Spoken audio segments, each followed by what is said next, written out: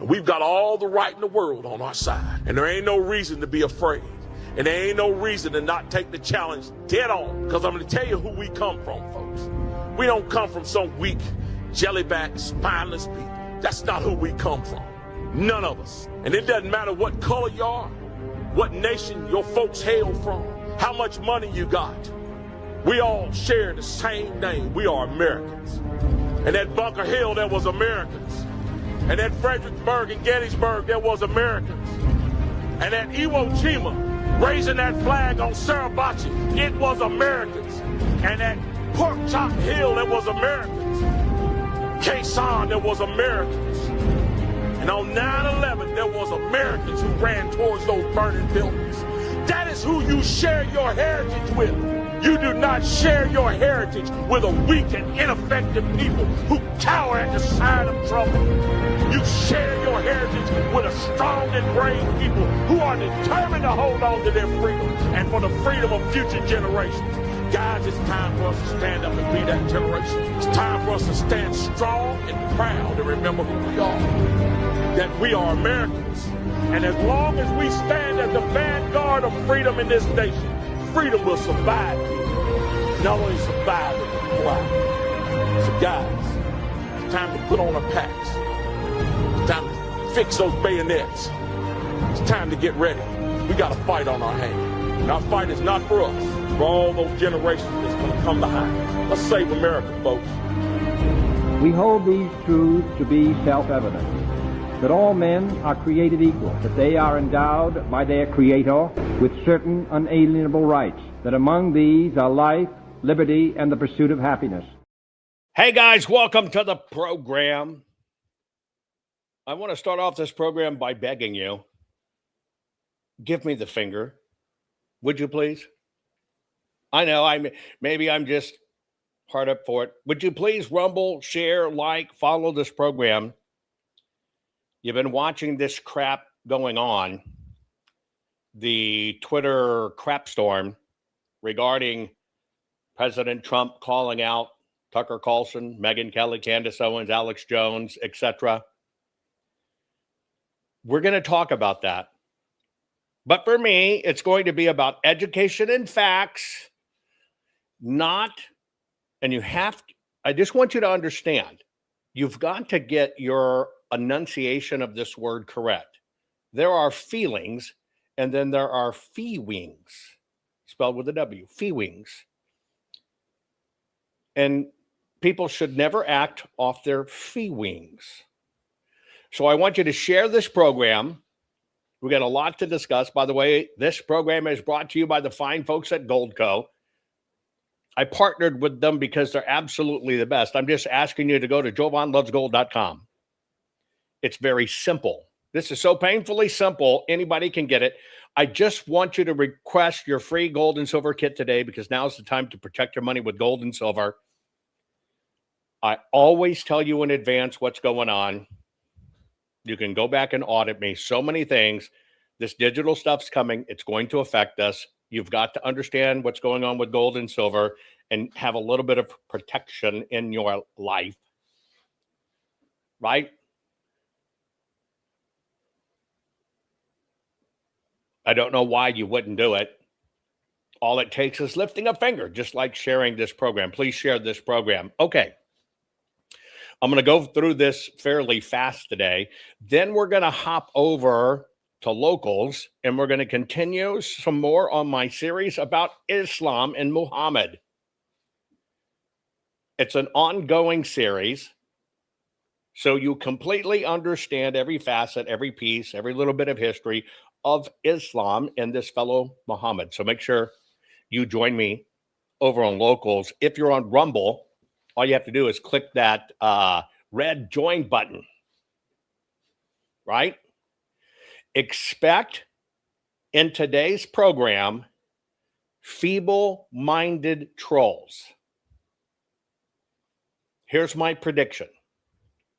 The trolls are going to be comprised today of people that either have a Q or Patriot in their name and very few followers, or they're going to troll. You're going to look at their accounts, and they're literally kind of followed by no one that you know or anything else. And it's because they're all going to be bots, and they're going to be unleashed on this broadcast. So I want you to expect it, because we're going to be talking about the Bitch and Moan Club. It's become a bigger and bigger club. But I want to remind you, when you see, quote unquote, media harking, media parroting, you've seen it before, but because it's dressed in a different wrapper, you think it's something different. Get everybody involved. You're going to want to see what's coming up next. Be right back. Extremely dangerous to our democracy. This is extremely dangerous to our democracy. This is extremely dangerous to our democracy. This is extremely dangerous to our democracy. This is extremely dangerous to our democracy. This is extremely dangerous to our democracy. This is extremely dangerous to our democracy. This is extremely dangerous to our democracy. This is extremely dangerous to our democracy. This is extremely dangerous to our democracy. This is extremely dangerous to our democracy. This is extremely dangerous to our democracy. This is extremely dangerous to our democracy. This is extremely dangerous to our democracy. This is extremely dangerous to our democracy. This is Rennie Good was a gifted soul, a writer and a poet and a mother. Wow, she tried to hit an agent with her car. Oh no, pop motherfucker, now she's gone. Yeah, yeah, yeah. Being a fucking liberal is a mental disease. Blue hair and fuckables with the septum ring. You are not a hero, you're a fucking disease. You fuck around and find out it's what it is.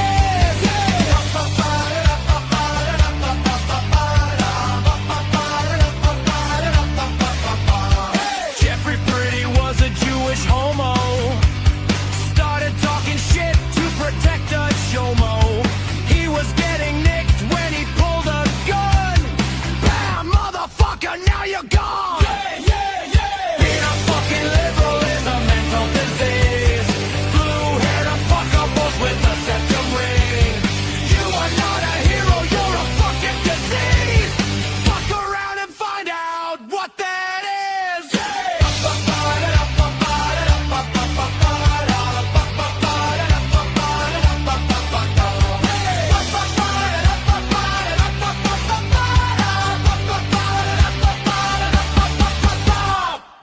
Not fixing 2020 will damn our nation forever. The historic Maricopa County full forensic audit effort processed 20,895,610 digital and forensic images of varying formats, resulted in 208 million individual evidence-proof files. The system processed over 58 billion forensic measurements, resulting in over 2 trillion individual base computations. No hopium, no hype, just hardcore forensic evidence. Please make sure the Maricopa County Full Forensic Audit Archives survive. Donate now. Warning. The following program has been rated Gilligaff and is intended for open-minded audiences. If the truth offends you, or if you are allergic to focused intensity, intellectual athleticism, or the occasional F-bomb or even irreverent humor, please switch off now. If your delicate sensibilities need to be worried about or addressed, might we recommend the Underwater Basket Weaving channel to you? Otherwise, sit back, enjoy the wisdom, insight, and wicked sense of humor. Cut the crap. How many times a day do you want to say that to politicians? The elite, the loony liberals, the fake news media, and the gender-confused, emotional socialist snowflake crowd. Cut the crap is your secret weapon for fighting for our freedoms and our great republic. It all begins with a massive mental enema, freeing you from the toxic news and politically correct views, which constipate your consciousness with stinking thinking. Your host, Jovan Hutton Pulitzer. He's known for calling out politicians and telling them to cut the crap. You've seen him on virtually every television network and listened to him on Coast to Coast Radio. And now he's here to help you learn to fight for America. Culture, race, and American politics. They all have one thing in common. They all need to cut the crap. Now, here's your host, Jovan Hutton Pulitzer.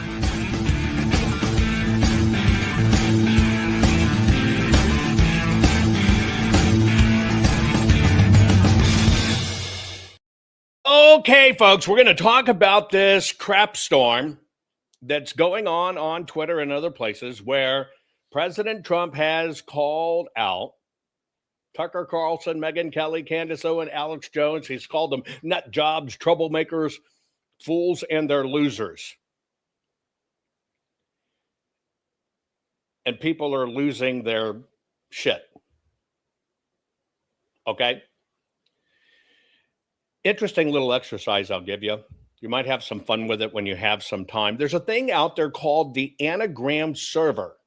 Now, an anagram is where you can take words and you can rearrange them and make another word like God or dog. Same word, right? That's why I make the joke. Sometimes I pray to dog.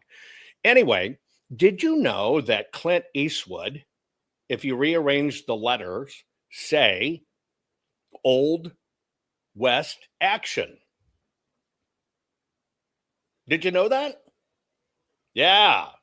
So sometimes in people's names, you can get kind of a peek into their history or what's ordained for them, like George Bush as he bugs Gore. What are the odds of that? Or Osama bin Laden is one bad Muslim. Think about that. Yeah, you can check these things yourself. Now, I laugh at it because I think it's pretty prophetic, is because if you take Donald Trump, it's actually Mop Turd Land. Yeah, Mop Turd Land. Mop that crap up. You can check it for yourself. Just a little humorous thing to do to get a little insight if you want some really powerful insight, right? Anyway, I am going to take a look at this thing that President Trump said. And if the trolls come in today, you better just be prepared to back yourself. I'll put you on. I'll give you the floor. But you go, baby. You just be able to, right? Yeah, race car spelled backwards, race car. Anyway, you can do that at the anagram server, right? Let me find one particular thing. Where is it?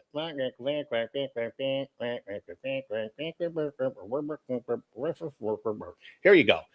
Here's what the Shoulda-palooza is over. I'll read it to you real quick. We'll just kind of, set the tone of what we're going to talk about.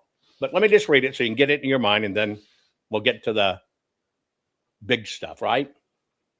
Okay. Donald Trump posted, I know why Tucker Carlson, Megyn Kelly, Candace Owens, and Alex Jones have all been fighting me for years, especially by the fact that they think it is wonderful for Iran, the number one state sponsor of terror, to have a nuclear weapon. Because they have one thing in common, low IQs. They're stupid people. They know it. Their families know it. And everyone else knows it too. Look at their past. Look at their record. They don't have what it takes, and they never did. They've all been thrown off of television, lost their shows, and aren't invited on TV because nobody cares about them. They're nut jobs, troublemakers, and will say anything necessary for some free and cheap publicity. Now they think getting some clicks because they have third-rate podcasts, right? But nobody's talking about them, and their views are opposite of MAGA. Or I wouldn't have won the presidential election in a landslide. MAGA agrees with me and just gave CNN a 100% approval rating of Trump, not hand-flailing fools like Tucker Carlson, who couldn't even finish college. He was a broken man when he got fired from Fox. He's never been the same. Perhaps he should see a good psychiatrist. Or Megyn Kelly, who nastily asked me the now famous only Rosie O'Donnell question. Or crazy Candace Owen, who accuses the highly respected First Lady of France of being a man when she is not, and will hopefully win lots of money in the ongoing lawsuit. Actually, to me, the First Lady of France is far more beautiful woman than Candace. In fact, it's not even close. Or bankrupt Alex Jones, who says some of the dumbest things and lost his entire fortune, as he should have, for his horrendous attack on the families of Sandy Hook shooting victims, ridiculously claiming it was a hoax. These so-called pundits are losers, and they always will be. Now, fake news CNN the failing New York Times and all of the other radical left-wing news organizations are hailing them and giving them positive press for the first time in their lives. That's a key point, folks, by the way. They're not MAGA. They're losers. They're just trying to latch on to MAGA. As president, I could get any of them on my side anytime I want. But when they call, I don't return their calls because I'm too busy on world and country affairs. After a few times, they go nasty, just like Marjorie Taylor Brown. I no longer care for that stuff. I only care about doing right for our country. MAGA is about winning and strength and in not allowing Iran to have nuclear weapons. MAGA is about making America great again. And these people have no idea how to do it because I do, because the United States is now the hottest country anywhere in the world. President Donald J. Trump. Okay. Can you imagine getting called out, right, by the President of the United States? Whoa. Right? Now, what I'm going to do is I'm going to begin this with sobriety. Sobriety and facts. This has caused a shitstorm. And you've got people that have been raised up by MAGA that have now completely turned on the president. They rode his coattails in and now have turned. Right? For me, you're either for America surviving, being great in what we were.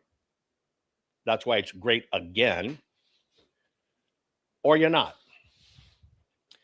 But I want to talk soberly about a few things going on, and we'll use it as just a simple lesson first, if I could. Okay?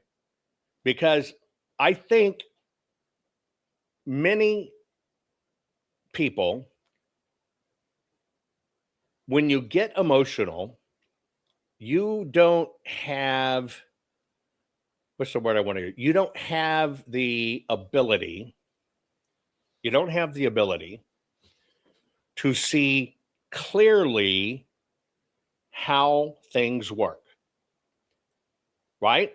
Now, we do not have to have consensus. You do not have to agree with me. I do not have to agree with you. I've put a poll on. You can see it. Okay? And in this poll, I said you 100% fully support President Trump. You'll be able to answer it in your interface. 1 is yes, 2 not at all, 3 maybe 75%, 4 is 50% or less. You'll be able to answer that poll. Okay? And so find that, answer the poll. We'll know where you set, right, on it, and etc. But you can answer the poll. It's a new interface in the streaming piece here. Now, first, I want to show you one thing. This is where we've got to get focused on understanding what is real, who's responsible for what, and how it works. This is kind of timed with everybody turd piling on President Trump.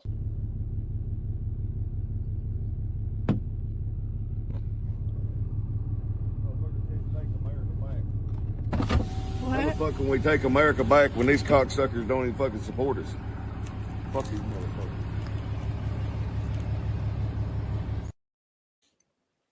How can we even take America back when these cocksuckers don't even support us? Now, I hate that gas is high. Right? I hate that gas is high. But if you don't understand how all of this works, what you'll do is you'll blame it on President Trump. Now, gas, though the 47% constituent of crude oil, right, what the fuel is made off of, is all determined by the price of crude oil. Now, crude oil is predominantly set by OPEC. OPEC are the oil producing nations, right? Most people don't understand the oil producing nation. So who sets, quote unquote, our oil prices? Who controls that mark? The OPEC countries. Most people don't even know that. So all I want you to do is check this against, does it value America, the United States of America? Okay. Here's the OPEC countries. Algeria, think Gaddafi and all those. The Congo, Equatorial Guinea, Gabon, you probably don't even know that one. Iran, Iraq, Kuwait, Libya, Nigeria, Saudi Arabia, the United Arab Emirates, and Venezuela. I'll say that again. The very first thing that determine oil prices is OPEC. We don't have a say. This is Algeria, Congo, Equatorial Guinea, Gabon, Iran, Iraq, Kuwait, Libya, Nigeria, Saudi Arabia, United Arab Emirates, and Venezuela.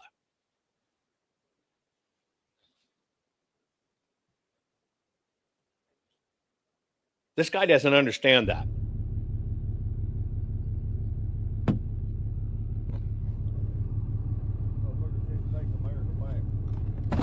How the fuck can we take America back when these cocksuckers don't even fucking support us? Fuck these motherfuckers.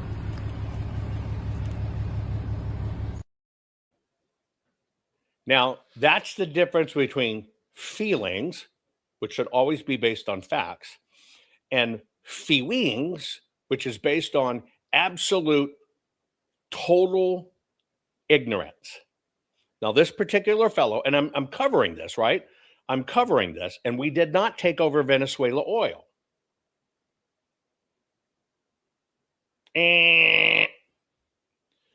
I'm covering this because you have to understand how all of this works. You get it? And so all of it has to do with inventory, geopolitics, and what's called benchmark trading. Benchmark trading, which is basically Brent and WTI, not that you need to know that. I just want you to think BlackRock, Vanguard, traders. Their job is to drive this shit up. You just have to understand that. And depending upon where you live, you know, because here in our country, how it affects us, it depends on what's the cost of crude oil, then what is the refining cost, what is the distribution, what is the marketing, what is the taxes. We pay more in taxes than it costs to refine fuel. And once they get a hold of taxes, they're never going to get them back. And that is why California has the highest there is. That's why they have all those different blends. It's all to drive taxes. And that's why California is technically an isolated fuel market. And you see what the fuel cost. I just want you to understand that. Now, that's kind of a lesson that if you don't understand what's behind the scenes, if you don't understand the facts, the players, the origins, or everything else, you literally, right? And I don't like seeing fucking diesel $5.79 when it's the easiest to refine, but that's an old Bush-Obama racket. But we got to deal with it. If you'll hang to me to the end, I'm going to show you something that may make this make sense. But you got to hang to the end. You got to hang to the end. Okay? Now, with that said, we're going to get to this topic of, well, these guys.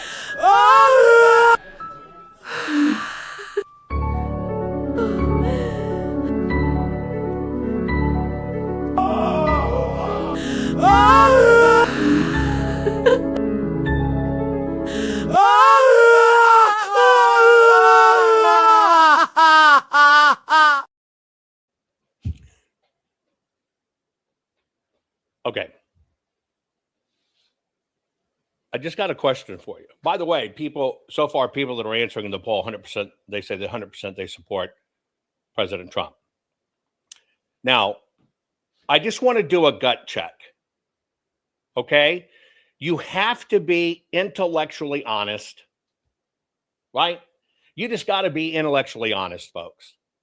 Put your fee wings aside for the moment. What you're seeing is a very large psychological warfare operation. This is what you're seeing going on. And there are so many people that are revealing themselves right now. It's freaking sickening. If I would have shared some things with you months and months ago, I could have told you exactly how this was going to be played out. But let me ask you a question. I want you to answer honestly. When you saw this moment, did you support, go incredible fucking A, President Trump, or did you bitch? Let's go back. It's just awfully good that someone with the temperament of Donald Trump is not in charge of the law in our country. Because you'd be in jail. Secretary Clinton.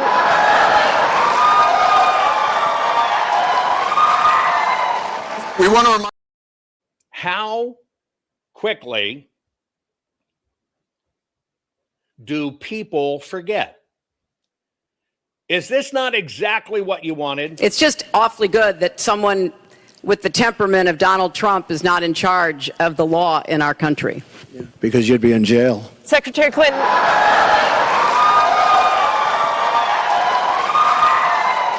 We want to remind. So we get a guy who's not afraid of the system, not going to play the bullshit, is a businessman, and we got a politician that wants to run the country like a nonprofit where money grows off trees, and you got a businessman saying, screw that. We got to run this like a company. Now, I can tell you, you should run this like a country. I was doing a conference call the other day. It's a very big deal. It's an energy deal. I'm having to do negotiations, peace and stuff, and there was an executive on the line. The executive got upset because I basically said during the meeting, my time has just been wasted. What the hell did we accomplish here? This was embarrassing.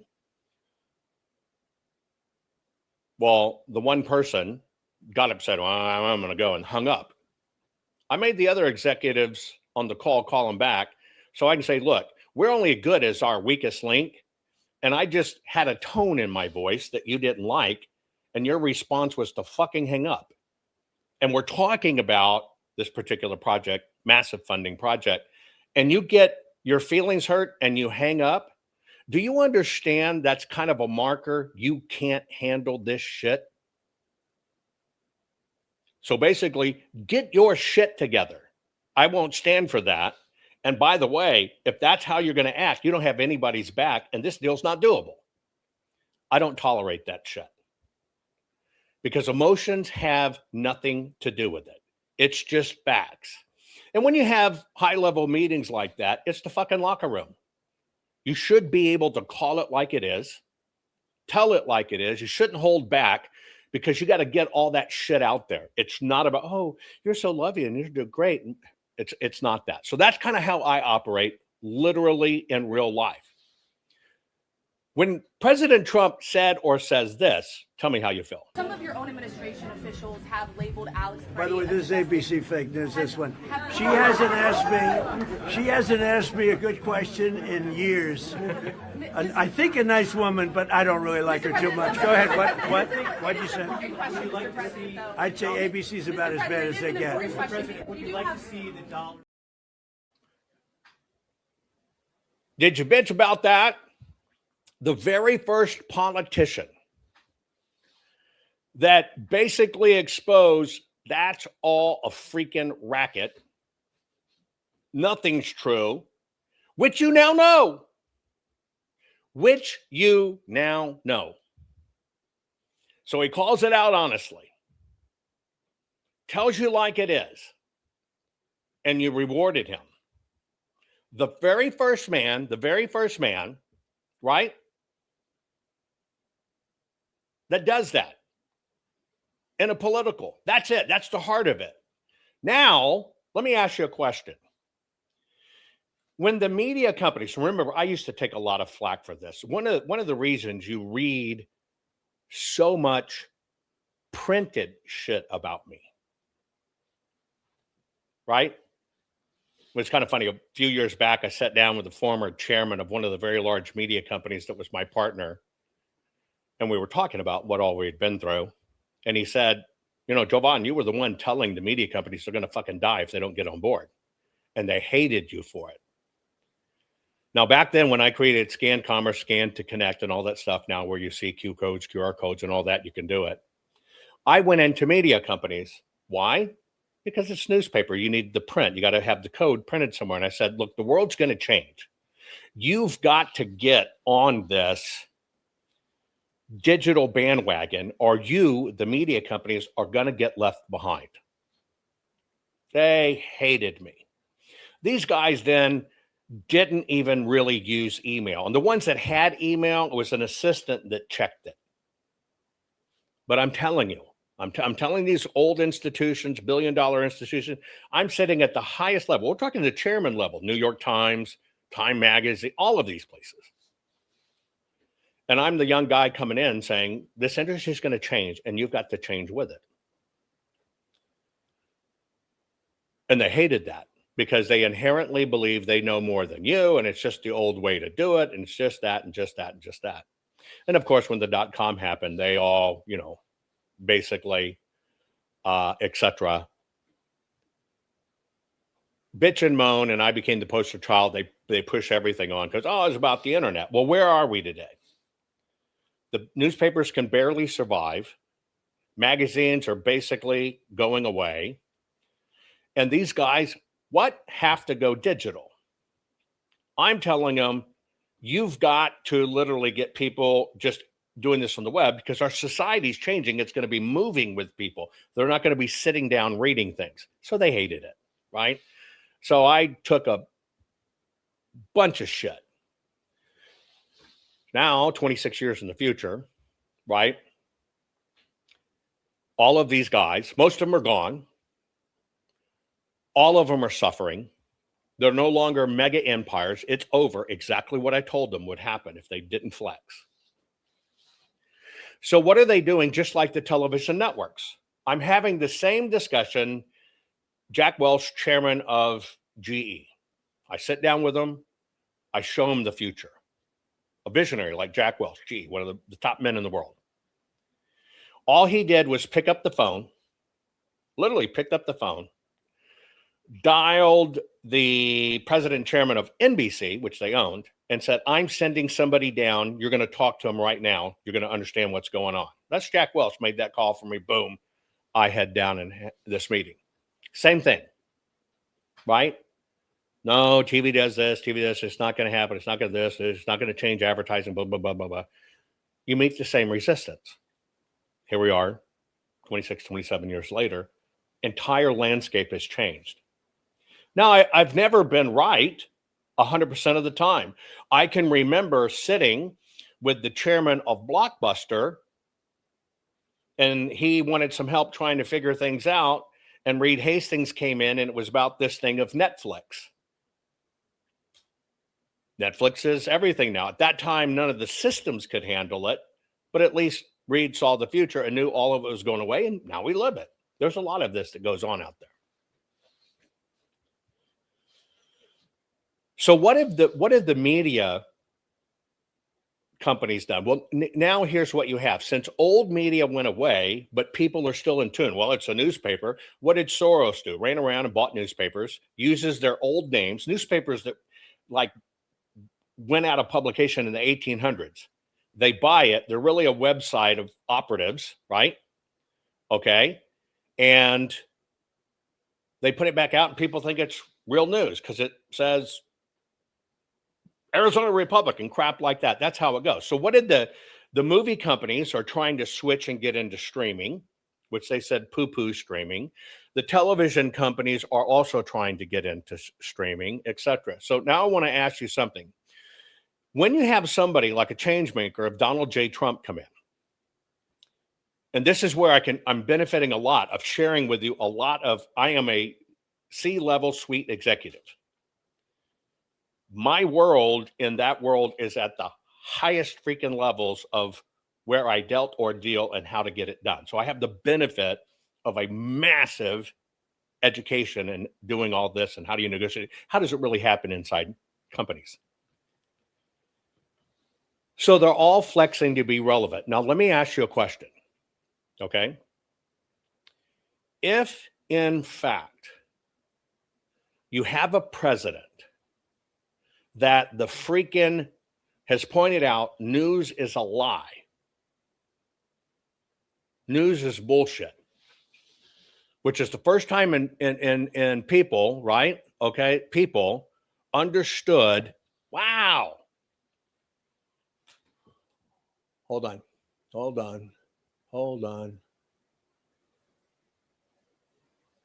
Stolen Hellcat 2, he has done nothing for us. Okay.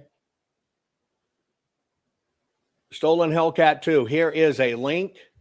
Come on down. You're the next contestant are you right or am I right? Come on down. Just turn on your camera, turn on your audio.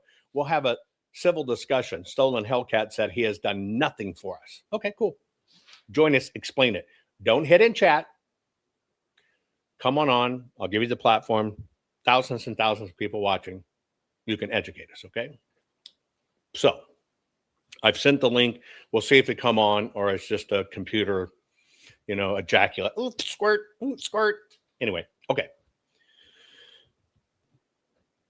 If you were a big ass media company and you missed the boat and the president of the United States is calling you out and destroying your credibility, which it needs to be destroyed. Why does it need to be destroyed?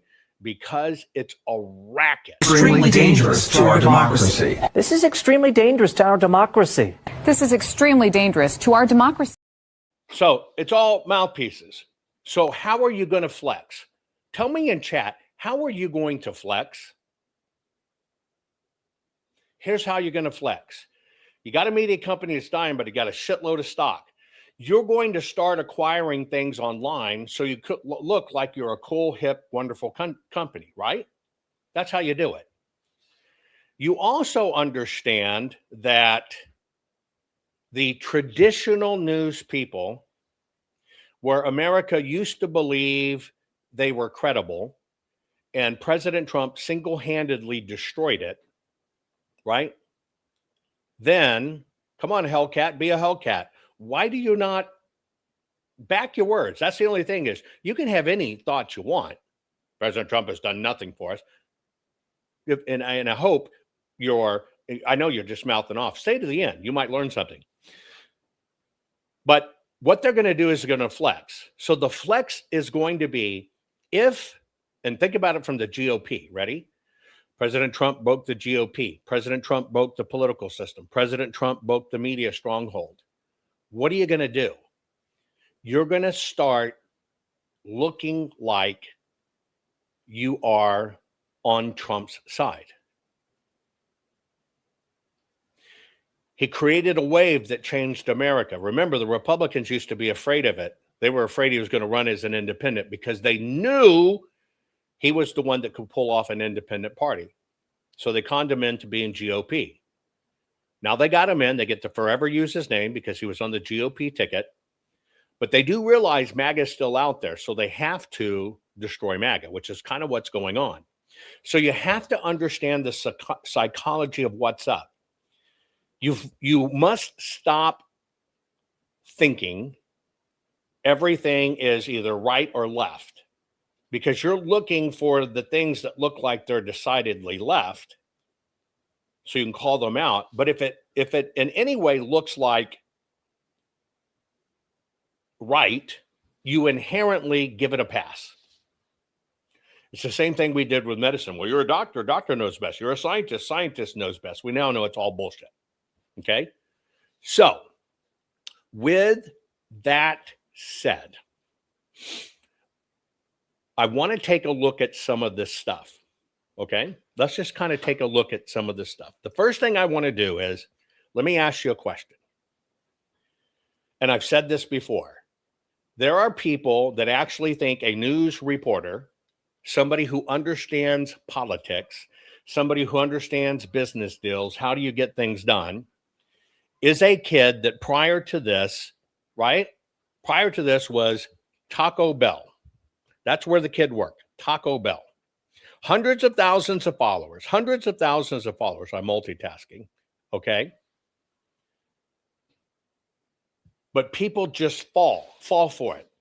Why? Because they see the numbers of followers or people retweet them, and they inherently accept that that person knows what they're talking about. But if you looked into the person, you would find their immediate job before you knew them is they worked at Taco Bell. Now, on the face of it, let me just ask you a question. Would you trust that as a news source? Number one, you shouldn't because it's not a news source. Number two, it's not a journalist. Number three, it's not a reporter. It is an opinion. Would you trust your opinion, right? Would you trust your opinion to a young kid, no offense, nice guy, but only experienced work at Taco Bell? But you now think they're an influencer. Inherently, you wouldn't. But see, people do. They just don't know the backstory. You follow my point? So let me ask you a question. I'll just throw another one at you. We talked about the magazine area. And you know magazine is dead, right? You know just magazines are crap, right? Let's say, would you, okay, trust, let me kind of get one. Would you trust an administrative assistant that happened to work at the magazine Vogue? And in fact, started as an intern at Vogue magazine, an intern. A little over 10 years ago, an intern, and then landed, and an intern's an intern, just happened to be an intern right after leaving college, an intern, period, to work into the magazine business, okay? Would you trust for hardcore political commentary? Now, you got to understand you're getting opinion, but put it in chat. Would you trust an intern at Vogue magazine who managed to go from intern and get a paying job and become an administrative assistant? Would you 100% trust? This is an honest question. You can like them. You could resonate with their opinion, but would you trust them for absolute fact? That's an honest question to try to help you understand everything that's going on, which I'm going to show you at the very end, so stick with me. All of this politics, how does it work? What the hell's going on? What's happening in these other countries, et cetera, et cetera, et cetera, et cetera, right? Would you take their advice of what's happening geopolitically? Would you? Put it in chat, yes or no. Now, most people are saying hell no. Let's go to that unpaid intern at Vogue who happened to become an executive assistant and get their take on what's going on politically. Are you done with Donald Trump, or could you see a way that you would end up perhaps voting for him? Oh, you can't run again, obviously, but would you support him publicly again?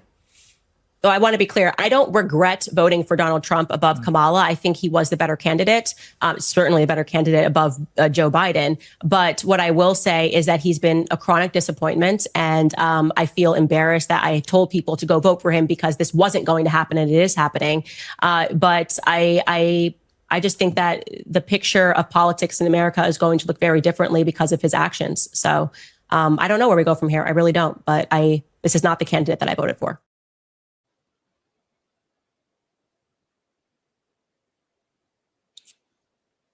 That's your intern at Vogue, right out of college, an administrative assistant.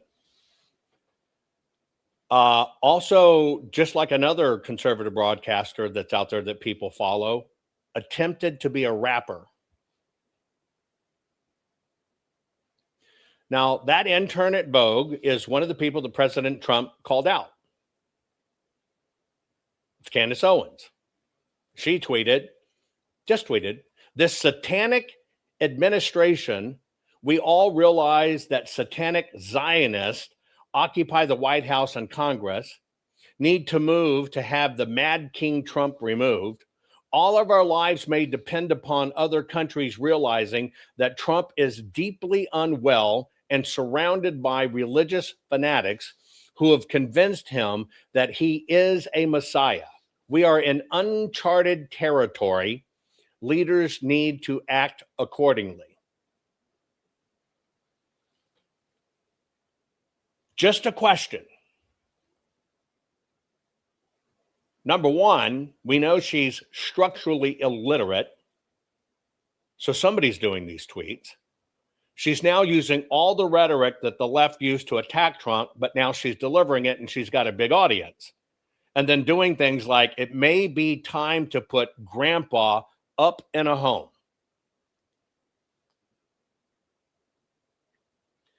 Now, I want you to think about that for a minute.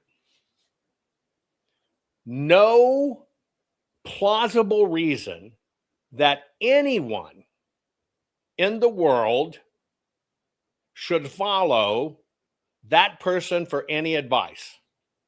Granted, she's cute. Granted, she can think on her feet. Granted, she supposedly likes ladies. That's a plus in my book. I'm not going to complain about that. But is she somebody who can comment on 190 countries in the world, how all this geopolitical stuff happens, what really is going on, etc.? Well, see, this is what I mean. They'll resonate, have no basis in it, have no background in it. The reason you know that Candace in particular is a plant, it's very easy because you can just watch her broadcast. She reads a teleprompter. Everything she says is written for her, which is why she mispronounces so many words. It's because she's reading them. Because in understanding the vernacular, she would say the words correctly if it came out of her head. So it's not coming out of her head. She's reading it. And the system on the right held her up. In my book, she infiltrated Charlie's organization based on recommendations of the GOP. And she was sent there to play a job to get in to give her credibility. And here she sits today, telling you that President Trump is satanic, he's a Zionist, and all the stuff in Israel bad. I just want you to think about that for a minute. And now she's saying that President Trump does not have his mental faculties. Now, you've seen President Trump in action. You've seen President Trump operate. And you've backed him. But now the wall's cracking, not because of President Trump. He's always been known for mean tweets. You loved it when he was calling out the left with mean tweets and insulting them. But you go batshit crazy when he does it to the right because I like that person. But the one thing President Trump is a businessman, not a politician. Calls it like it is. And works his ass off for our country. When we were negotiating with the Taliban, President Trump wanted to get out of Afghanistan, but he wanted a conditions-based withdrawal. Reopen the Strait of Hormuz or face hell. Do what we tell you to do, and then we will start pulling troops back as long as you abide by our rules. The president's language are drawing scrutiny and criticism. This is the language that these people speak in that region. The president did not use polite language. The idea that they're... President... Newsflash! The president did not use nice language. We have it on good authority. He microaggressed Iran. When we were negotiating with the Taliban, President Trump wanted to get out of Afghanistan, but he wanted a conditions-based withdrawal. Reopen the Strait of Hormuz or face hell. Do what we tell you to do, and then we will start pulling troops back as long as you abide by our rules. The president's language are drawing scrutiny and criticism. This is the language that these people speak in that region. The president did not use polite language. The idea that they are going to respond to diplomacy, that's not how that works in that region of the world. This is outrageous behavior from this president. They respond to the strong man. They respond to the person that's going to say, if you harm a hair on a single American, I'm going to kill you. And a lot of Americans need to understand that. Yeah? The Iranians to listen to President Trump when he says he's going to hit them. And while that doesn't seem like it's nice, that's how this whole thing works. Open the fucking strait, you crazy bastard, or you'll be living in hell. And Trump reached in his pocket, pulled out a satellite photo of the leader of the Taliban's home, and handed it to him. Shut up. Got up and walked out the room. That's what you voted for. Am I right? Now, I've invited another person on. We'll see if they'll come on. The first one didn't. This one is Seratorius01. Trump cannot advocate collective attacks against a civilization to intend its eradication. I've sent you a link. Join me. Let's discuss that. When you get to the end of the show, you'll understand what's really going on. But come on. But let me tell you something. When you have people that have for 47 years said death to America, and they will cut your fucking heads off in the square and broadcast it, their school books in elementary and younger teach kids you cut off heads. That's good for Allah.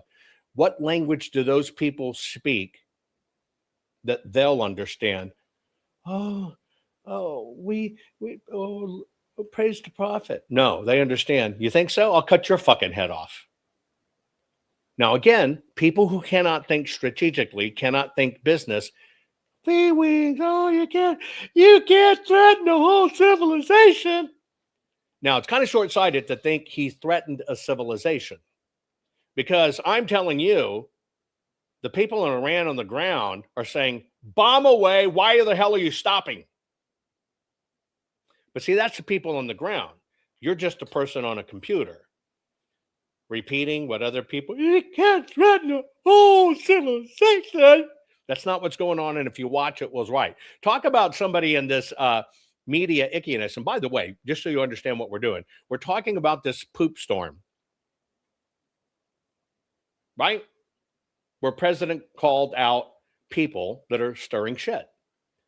And a lot of these people like, Tucker, you can't insult Islam. What? I can't what? I can't what? What is that, Tucker? I can't insult Islam. What the hell are you talking about? Well, if you don't understand history and you don't do your homework and you don't understand a country that for 47, 48 years has said death to America, then you don't actually, I've always said, audit me, audit people, audit everything. Here you go. He need to say, look, I'm a bigot, okay? I'm a bigot. I don't like Islamic extremists. Like, if you are really heavily into Islam, I'm sorry, I don't care for you that much. And I don't care what that sounds like. You can call me a racist. You can come where the fuck you want. I'd vote for you if you said that. Mockery of Islam. And no president should mock Islam. That's not your job.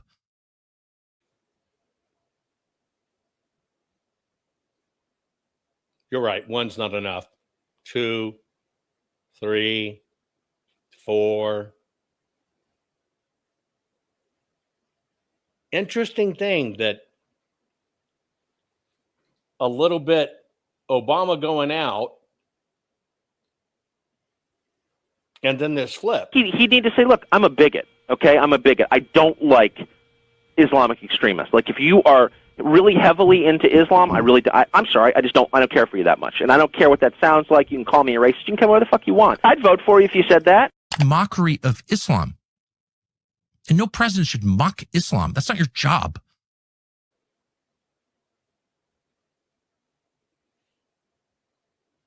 So you can kind of see Tucker. Tucker loses his big contract with Fox.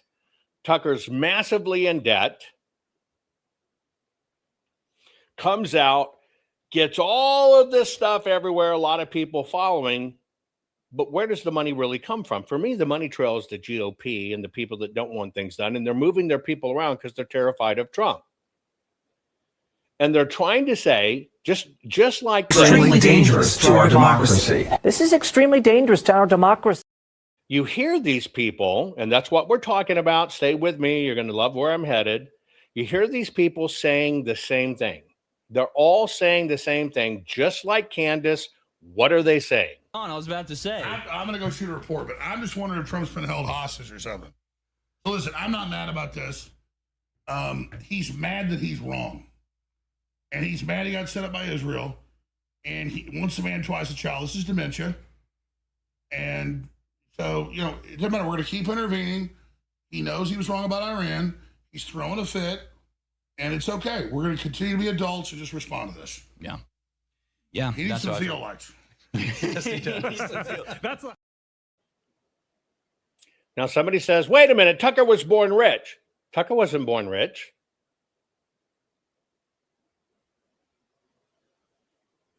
Tucker's father married into wealth. Tucker has a trust. Tucker went to fine schools, but that didn't translate over to its Tucker's pocket.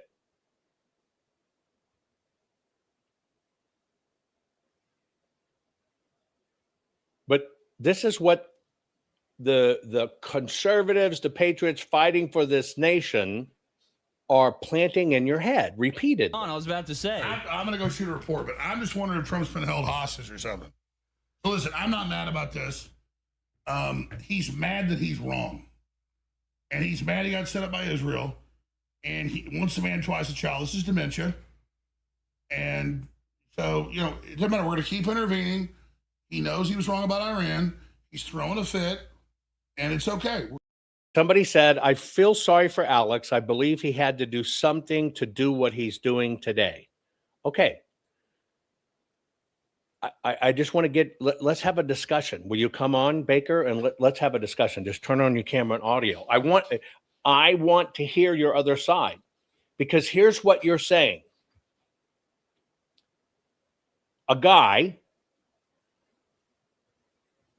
who had a sub-channel cable TV show only dealing with conspiracies, that's worked his way up through the ranks and stuff and built it very well, has the acumen to understand all of the geopolitics and everything else, has the medical ability, right,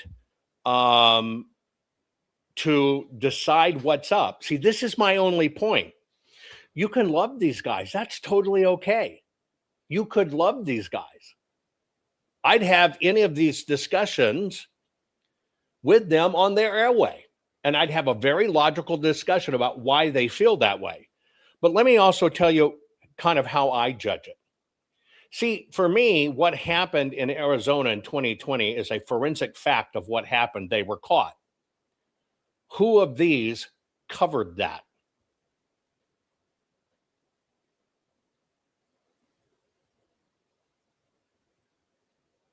You're right. Not a one. They did bring people on talking about the machines. And then Bannon's taken all these hits. He sold the machine propaganda. But then Tucker comes on Bannon. Isn't that a step down? But now you're seeing all these people. They're kind of recycling this stuff. Now, I could probably a little bit understand what's going on with Alex because he has this huge lean against him. But I also understand how that works in politics. We'll forgive this if you'll do this. And maybe he's executing that to get his ass out of debt.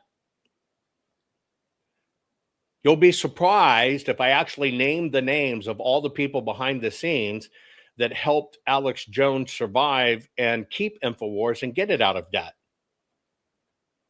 And he may be paying off that debt. I don't know.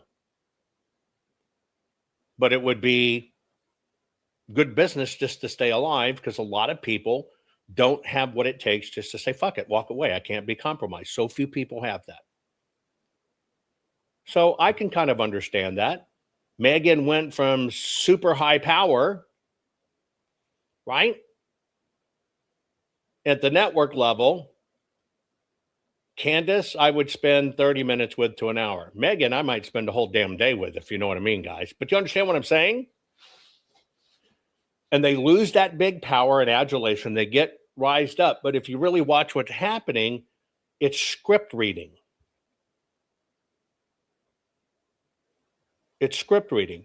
The left and the right will do anything to get back into power, even if it means coming to you under the guise of, I'm a patriot, I'm a better patriot than you, and I'm a Jesus lover and all this other stuff, only to flip at the right time. Now, do you think it's a coincidence that all these people are doing this at the exact same time? I just want to ask you a question. Do you think that's a coincidence? Here's what I see. Extremely dangerous to our democracy. This is extremely dangerous to our democracy. This is extremely dangerous to our democracy. By the way, I stand corrected. Bat Quarter said Meghan's okay if she brought two friends. Hey, Kim. Well, hi everybody. Good morning, you guys. I love you all. Okay, tell us what you were saying. Okay, well, you mentioned, I believe it was like last week, I think it was, because I couldn't figure out what happened, because when I first came to the truth, my first follow was Alex. Right. And I know it's crazy. But I mean, and so I went away from him because he kind of started going more off, but I felt like it was the pressure from all the courts and losing. And then his friend was murdered, that coworker. And then all of a sudden there was this change. Like, I mean, overnight, all of a sudden he's, really bashing Trump where he wasn't before. And then like overnight, and I think everybody's got their breaking point. Everybody has, everything. I mean, I just think that I think this is the one time I think I really finally seen that someone break. That's right. We can see what happened. The system works. If they can't compromise you with money, and they own you forever if you take the money, then they'll compromise you by breaking you, breaking your family, giving you warnings, doing this stuff. They've broken my family. It's the way it works. So you see it. I mean, it's pretty apparent when you notice the things. Yes. Tell everybody real quick where you're joining us from today. Oh, Madison, Wisconsin. Woo, woo. Yeah, and you just got a liberal Supreme Court. What do you do there in Wisconsin? I even turned my Democrat parents into Republicans over this. Oh, very good. And they still won. But I believe we are so compromised. I mean, the voting here is horrible. I mean, they had us going to well, it wasn't even a library to vote this time. Midterms were somewhere else. I mean, and like you were mentioning, I mean, I'm kind of off topic a little bit, but I just wanted to mention that I worked for a company that was very gay and liberal, and they put up the gay flag out front, and right across the street is a mosque, and right next door is their school. Wow. And I kept trying to tell my boss, I'm like, maybe we should get our doors locked. I mean, maybe we should put up a little bit more security. Nope, not. But needless to say, I quit there about 2 weeks ago. So woo-hoo. It's kind of must. Anyway, I appreciate you dialing in, dear, and sharing that with us. Okay. Yep. Bye. Take care. Bye-bye. Okay, folks, that's what we have to do. We kind of have to try to understand each other, where it's coming from. I think people are finally seeing it. Now, just I want you to understand, I'm about to drop some things on you. Don't run. You're going to want to see what I'm going to show you. Okay. And by the way, steal this photo. It's a great response for everybody saying Islam is good. It's the religion of peace. This is weaponized bacon to be used against terrorists. Steal it. Use it. Take it. It's on my Twitter. It's on everywhere else. But what we're talking about is President Trump put out a mean tweet and everybody's going batshit crazy. What I've said was legacy media is trying to do their part, and it's on big infiltration, and they'll do it with dollars, right? People can get compromised with money if they've never been in a position to make money. And here's what I mean. If you can create your own products, ideas, and things, you're basically set. You've set yourself free from the system. But if you've never been free from the system and all of a sudden somebody hands you a lot of money, you think a lot of money comes exclusively from the system and you'll play the system. I think that's kind of how it works. And I think a lot of these people that get raised up get addicted to the wealth and the numbers, and they actually believe that little number on their screen that they got millions of followers, right? And then there's us that have that it gets sheltered. You can never see it. They throttle it, whatever. And the system amplifies voices they want to amplify. It's kind of the way it works, folks. It's just kind of the way it works, right? So when you understand that the fundamental change that came to America, Obama, that was infiltrating the money systems, the banks, the nonprofits, and all that other stuff. Let me ask you a question. Would you take, for analysis, for geopolitical analysis, would you take, let's say, the opinion of a skateboarder?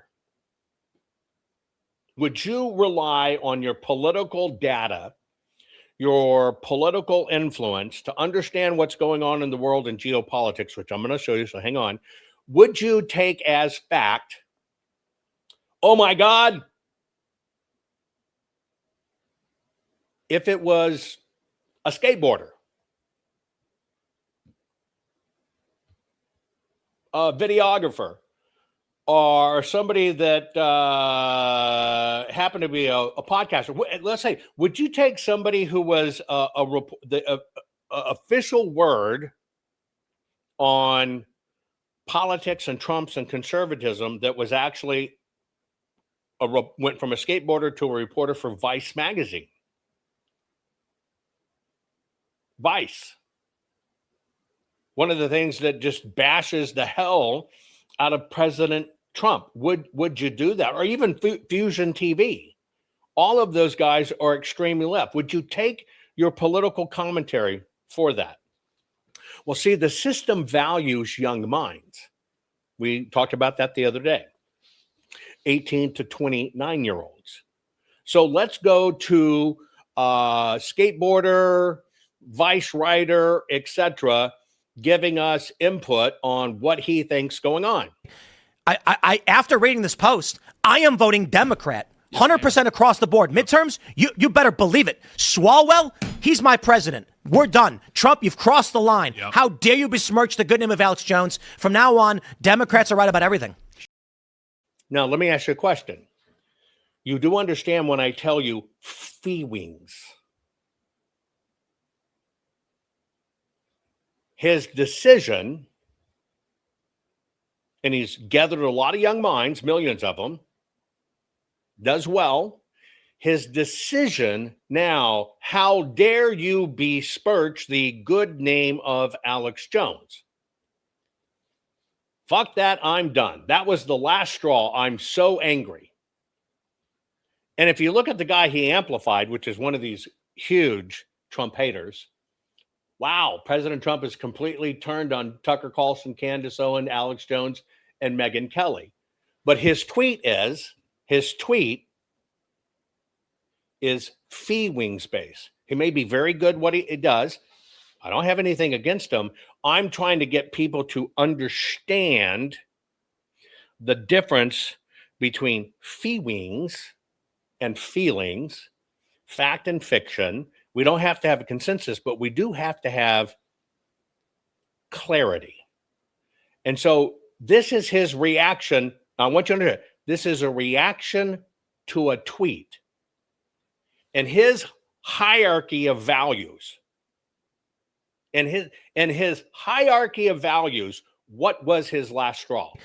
I after reading this post, I am voting Democrat. 100% across the board. Midterms, you better believe it. Swalwell, he's my president. We're done. Trump, you've crossed the line. Yep. How dare you besmirch the good name of Alex Jones? From now on, Democrats are right about everything. He didn't draw the line. He didn't draw the line at our borders being invaded.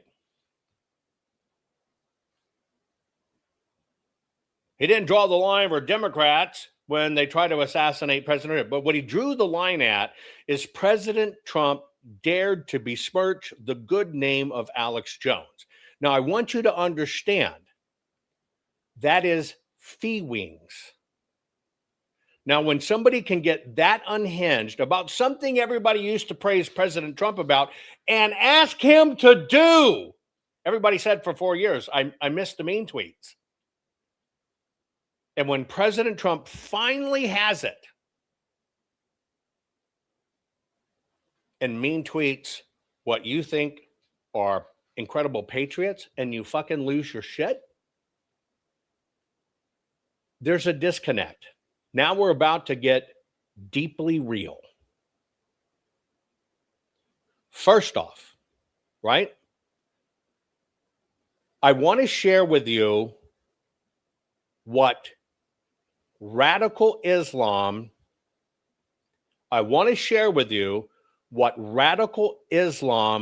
thinks of all of this. And when I say all of us, I'm talking these people. I want to share with you what radical Islam thinks of all of this. Pay attention. Celebrate the victory. Allah has shown the world that no normalization can erase the Palestinian cause. When you got the news that it happened, how many of you felt the euphoria? Allahu Akbar. How many of you felt it? Can social media also, can it wrongly skew a narrative? Now, Candace Owens, she said on the Piers Morgan show, I was on the Zionist side. Let's not forget this for years. Social media completely transformed my perspective on what's happening in Israel and Palestine. who were the people posting on social media? It was you. Where did she hear the da'wah from? The da'wah was from you. And I was astonished how quickly the narrative after October the 7th became anti-Israel and very pro-Palestinians stroke Hamas in many cases. You want to amplify on the argument, so you do shake up Bismillah Hasanat, Bismillah Hasanat. As a result of TikTok and social media and the like, people's hearts are genuinely flipping. Candace Owens. What are your views on Islam? How's it going in the UK? Those are my views. Their views are that Western civilization is corrupted. Hi, American Muslim fan here. In the spirit of friendship between our faiths,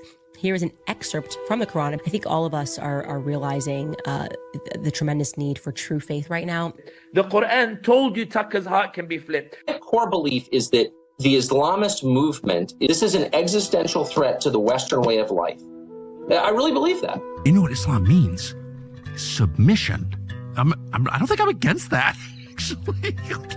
Marjorie Green Taylor, one of the nastiest Islamophobes that you can come across in America. Anyone that is a Muslim that believes in Sharia law does not belong in our government. She's now one of the loudest advocates against Zionism. Israel is a foreign government that has been meddling not only in campaigns and elections, but also meddling in government policy. It has power. It shifted an entire U.S. foreign policy. A war with Iran is a world war. Trump is looking at Tucker Carlson, who's saying we shouldn't get involved. I think we're going to see the end of American empire, obviously. Other nations would like to see that, and this is a perfect way to scuttle the USS America on the shoals of Iran. Candace Owens, we shouldn't get involved. I do believe that if war in Iran is on the agenda, and that appears so, get dishonorably discharged. Who cares? Marjorie Taylor Greene.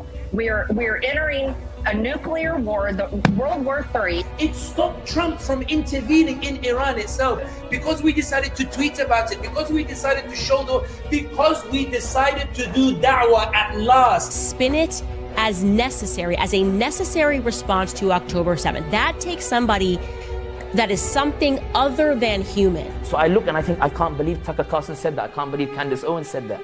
It is not my business to affect a regime change in Iran. If we're going to get behind a regime change, it should be in Israel first. America's supporting Israel because it's an ally. They both I don't know what that means to be an ally. Qatar is like one of our closest allies in the world. They're a close ally of ours. Raise your voice and watch how I flip the hearts. Raise your voice for Gaza. Watch how Candace Owens starts defending Gaza. I have recognized that the ability to see this stuff every day has transformed my opinion. Raise your voice. Watch how I make Tucker Carlson say we need to cut funding for the Zionists. Floating the whole thing to the tune of many, many billions. It's not $3 billion a year. It's tens of billions a year. Raise your voice. Watch how I make American society flip from pro-Zionist to pro-Palestine. First time ever in which more Americans sympathize with the Palestinians over the Israelis. Truly a historic shift. All of the blame. They always want to blame Israel. Zionism has brought us nothing but grief in America. We are aware of these operations that you're running and constantly blaming it on Muslims, radical Muslims. Well, the Muslim population of the West is rising very quickly, and that has implications for social cohesion or national security. I'm not Muslim. I'm not for Sharia law. On the other hand, compared to what? Compared to Baltimore? You know, shut up. Sharia law. They're claiming that Hamas is a, group of jihadis. I don't know if that's true, by the way. Seems more like a political organization. That makes Israel the master of the universe. And that's troubling. May Allah protect and preserve TikTok and elevate its status. Gulu Ameen.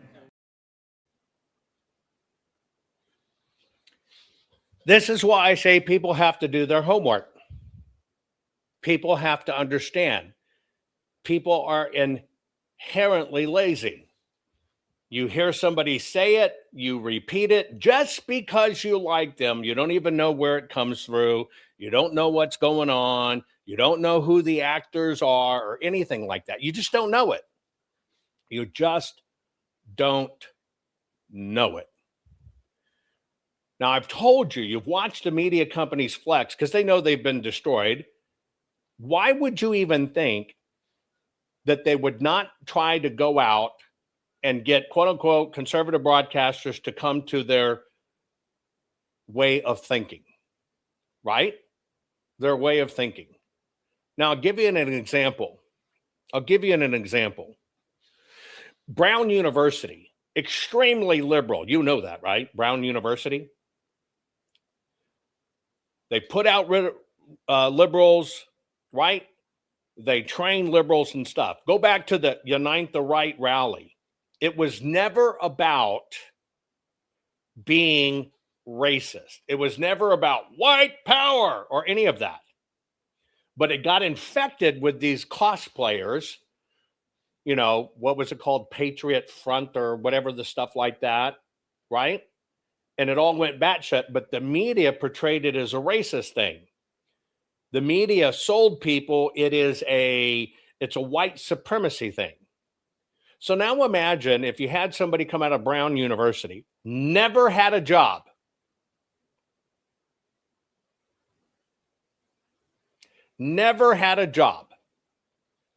got known in one of these movements, and decided to become a political commentator. Now, the first thing I would ask you is, would you take geopolitical and political commentary from a brand new student out of Brown University, a liberal university, that trains you to hate America, that all of a sudden is propped up really quick?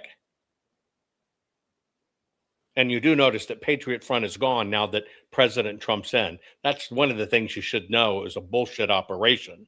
But one of the things left over from that was a commentator that openly spews hate. I got a question for you. Would you take any of your evidence from them? Now, you wouldn't because you're a logical thinker, but would a young mind take evidence from them? Would a young mind take evidence from them? Would legitimate, I care about America,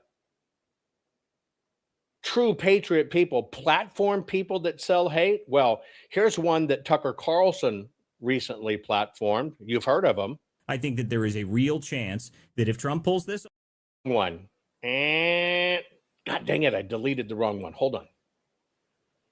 Son of a bitch. Bear with me. I actually have to clean up my dashboard as I did this, and I got rid of the... Oh, shit. I deleted it.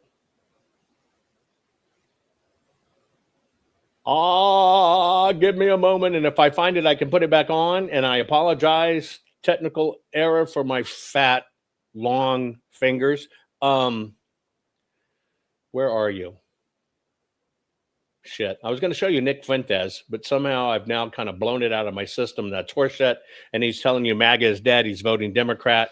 Well, that basically kid out of Brown is Nick Fuentes, who Tucker put on, and I was going to show you that. Doesn't matter. You saw all the Islam is praising Tucker Carlson, the very people that were calling out for this, they're being praised in Islam. They're being praised by the very people that want to cut your head off, convert or die. Now, do you see the disconnect in that? Do you see the disconnect in that? That the very people that say, we hate America, death to America, we're going to destroy America, we're going to kill America, that are invading America,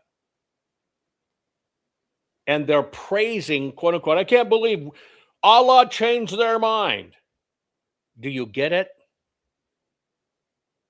Do you understand what's going on? Let me show you some of the more rational minds. I think that there is a real chance that if Trump pulls this off and actually manages to do this right, that we're not going to have this problem anymore. Okay? What do you think the rest of the world sees when Trump takes Maduro out of his house in the middle of the night in an hour? Okay? You just whoop. Yep, no, they're okay. Now there's no Maduro. Okay? And then he, within a week, sails half of our armada across the world and obliterates the Iranians. This is within a month, people. It hasn't even been that long. What do you think the Cuban government is doing right now? I think the Cuban government right now is in full panic mode. They will do anything to make sure they don't get Maduro'd or Khamenei'd. Okay, that's what I think is happening currently. I think that every single one of our adversaries around the world has been reminded that the United States is the world's superpower for a damn reason. That's what's happened. That's what's really happened as a result of this. We are the world's most powerful military and the most powerful nation, and we are reminding everybody that we're not playing games anymore. With President Trump in office, there is no more of this, well, this could happen, so we need to have a committee meeting on it. No, you're dead. That's what happens. You're dead. You're dead. Your wife's dead. Your family's dead. Every single person that is in line to become the next leader of your shithole country is dead if you screw with us. And that's exactly how it should be. That's exactly how it should be. We should not have to deal with these small nations pestering us, attacking our ships, attacking our people. No, no more. You're dead. And that's been made very clear. Think about that. It's true. Although somebody came in, TDSAMS. Boy, talk about drinking too much Kool-Aid. TDSMAS. Bring some of your Kool-Aid to me. I just sent you a link. Turn on your camera and your audio, and let's have a discussion about the Kool-Aid. Talk about drinking too much Kool-Aid. I don't know which one you're saying it, but I can only assume since you put it during that piece of truth that that's what it is, right?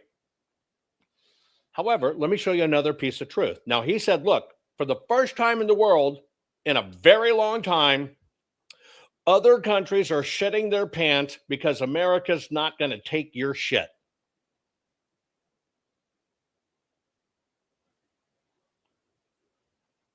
Robbie said it best. You the new leader? Well, stand here in this bloody grease spot where the last leader used to be. There you go. For the first time in the world, in a very long time, we're not fucking around.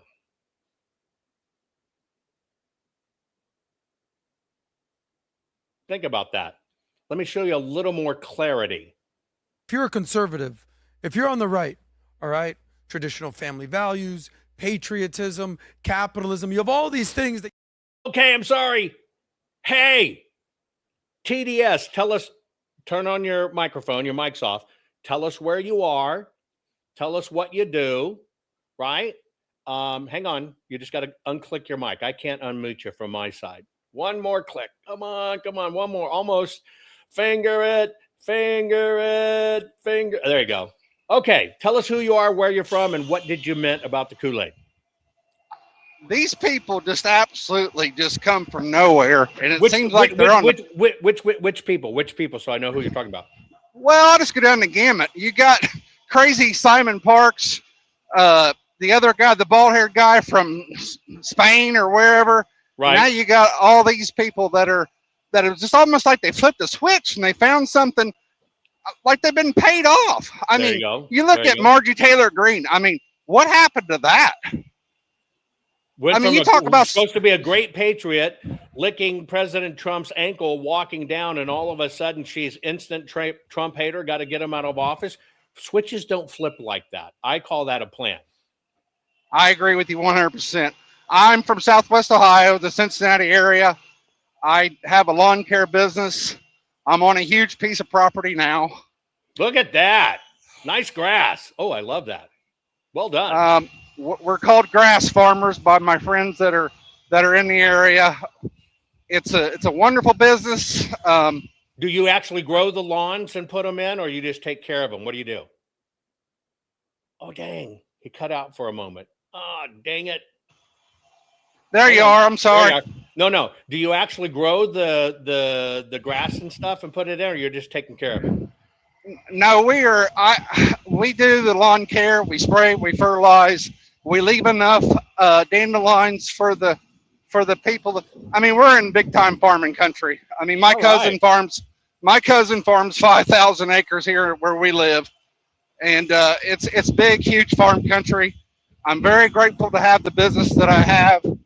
I absolutely love your show. I love everything that you bring to the table. Thank you very much. I can't tune in every day. I'm like Kitty Lover. I'm recovering from my knee replacement surgery. You would believe the pain that I'm in. Oh, I'm sorry. When you said you were like Kitty Lover, I thought you were a lesbian, but maybe you're that too. No, I'm battling extreme pain, but I've got to save my business. And it's time for us to go. It's been a horrible spring here. Wow. We've had snow, 80 degrees on Friday, and then the planes show up, and I'm telling you, the next morning it'll be 31 degrees, frost, and it's just no rhyme or reason. Wow. And we wonder what's going on in the world. That's right. Everything's made to confuse us and everything else. So I want to thank you for joining us today. And I want to say God bless you and thank you for what you do and thank you for loving the program. But you're right. Something flipped the switch. And I'm going to show people why they did that switch. I greatly appreciate you. Okay. You have a good day. Keep up the good work. We're listening out here. Your army's out here. I love all the people in the chat. I wish we could respond to each other, but sometimes we get bumped off here and you know how it goes. Carry on. Appreciate you. Take care. Bye-bye. I love hearing from you guys because we have to hear from each other and understand. So now I understand what he's talking about. Let me go and show you some other clarity, and then I'm going to drop a bomb on you. If you're a conservative, if you're on the right, all right, traditional family values, patriotism, capitalism, you have all these things that you put on there. But because of Israel, you're willing to throw that all out the window and say, no, I don't like what Trump is doing with Iran.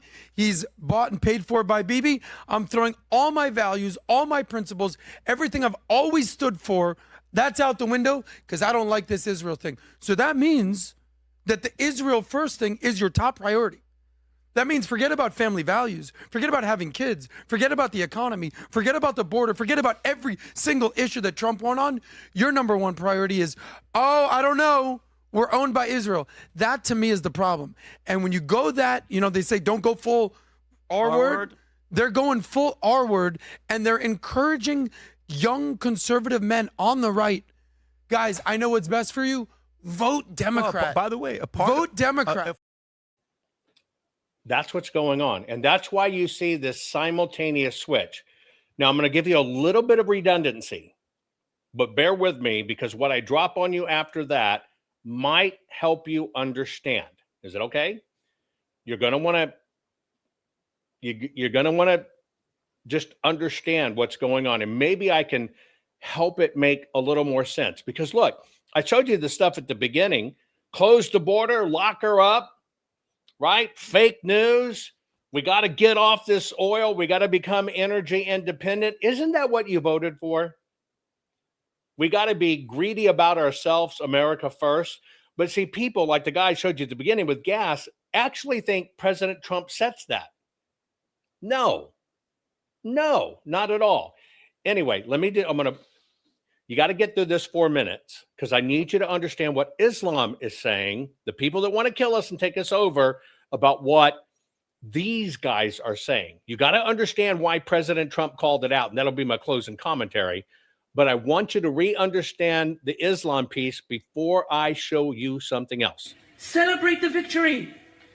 Allah has shown the world that no normalization can erase the Palestinian cause. When you got the news that it happened, how many of you felt the euphoria? Allahu Akbar. How many of you felt it? Can social media also, can it wrongly skew a narrative? Now, Candace Owens, she said on the Piers Morgan show, I was on the Zionist side. Let's not forget this, for years. Social media completely transformed my perspective on what's happening in Israel and Palestine. Who were the people posting on social media? It was you. Where did she hear the dawah from? The dawah was from you. And I was astonished how quickly the narrative after October the 7th became anti-Israel and very pro Palestinians stroke Hamas in many cases. You want to amplify on the algorithm, so you do shake up Bismillah Hasanat, Bismillah Hasanat. As a result of TikTok and social media and the like, people's hearts are genuinely flipping. Candace Owens. What are your views on Islam? How's it going in the UK? Those are my views. Their views are that Western civilization is corrupted. Hi, American Muslim fan here. In the spirit of friendship between our faiths,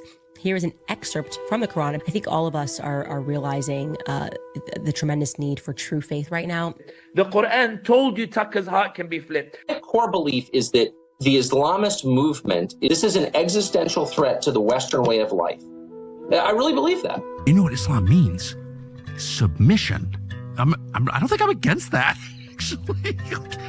Marjorie Green Taylor, one of the nastiest Islamophobes that you can come across in America. Anyone that is a Muslim that believes in Sharia law does not belong in our government. She's now one of the loudest advocates against Zionism. Israel is a foreign government that has been meddling not only in campaigns and elections, but also meddling in government policy. It has power. It shifted an entire U.S. foreign policy. A war with Iran is a world war. Trump is looking at Tucker Carlson, who's saying we shouldn't get involved. I think we're going to see the end of American empire, obviously. Other nations would like to see that, and this is a perfect way to scuttle the USS America on the shoals of Iran. Candace Owens, we shouldn't get involved. I do believe that if war in Iran is on the agenda, and that appears so, get dishonorably discharged. Who cares? Marjorie Taylor Greene. We are entering a nuclear war, the World War III. It stopped Trump from intervening in Iran itself because we decided to tweet about it, because we decided to show because we decided to do da'wah at last. Spin it as necessary, as a necessary response to October 7th. That takes somebody that is something other than human. So I look and I think, I can't believe Tucker Carlson said that. I can't believe Candace Owens said that. It is not my business to if we're going to get behind a regime change, it should be in Israel first. America's supporting Israel because it's an ally. They both I don't know what that means to be an ally. Qatar is like one of our closest allies in the world. They're a close ally of ours. Raise your voice and watch how I flip the hearts. Raise your voice for Gaza. Watch how Candace Owens starts defending Gaza. I have recognized that the ability to see this stuff every day has transformed my opinion. Raise your voice. Watch how I make Tucker Carlson say we need to cut funding for the Zionists. We're floating the whole thing to the tune of many, many billions. It's not $3 billion a year. It's tens of billions a year. Raise your voice. Watch how I make American society flip from pro-Zionist to pro-Palestine. First time ever in which more Americans sympathize with the Palestinians over the Israelis. Truly a historic shift. All of the blame. They always want to blame Israel. Zionism has brought us nothing but grief in America. We are aware of these operations that you're running and constantly blaming it on Muslims, radical Muslims. Well, the Muslim population of the West is rising very quickly, and that has implications for social cohesion or national security. I'm not Muslim, I'm not for Sharia law. On the other hand, compared to what? Compared to Baltimore? You know, shut up. Sharia law. They're claiming that Hamas is a, group of jihadis. I don't know if that's true, by the way. It seems more like a political organization. That makes Israel the master of the universe. And that's troubling. May Allah protect and preserve TikTok and elevate its status. Gulu Ameen. Okay, so we had someone that was running on a Journey 67. I sent them a link to join. They posted, it is dishonest to pull these clips out of context. Dishonest, so gross. I invited you on. You're on a journey. Come on the journey here. Explain how they were taken out of context. You mean you want to see the rest of the discussion? That's possible. On any one given clip. Anyone with the Holy Spirit in them can see this is a psyop.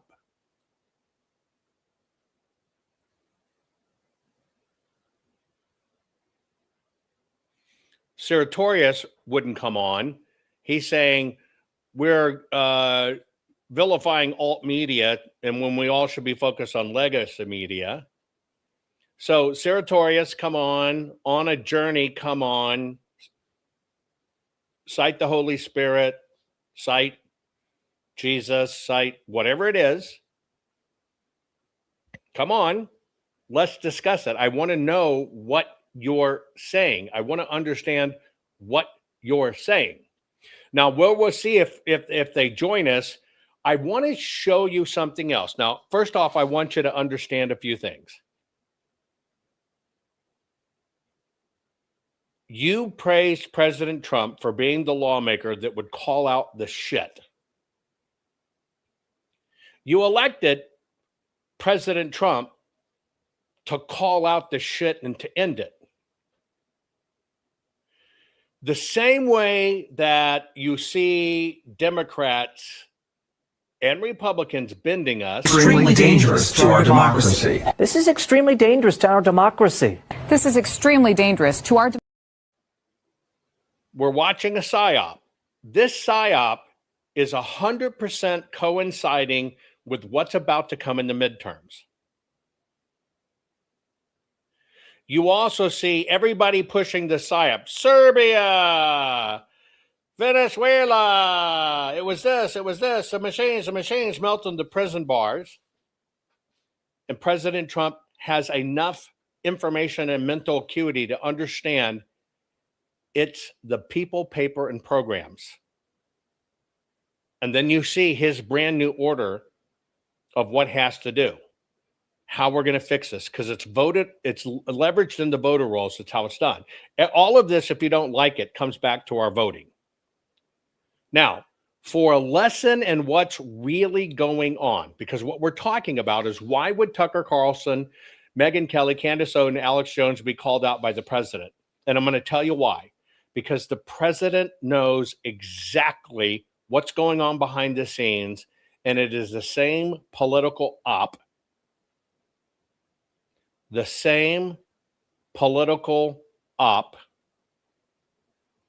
has always been used.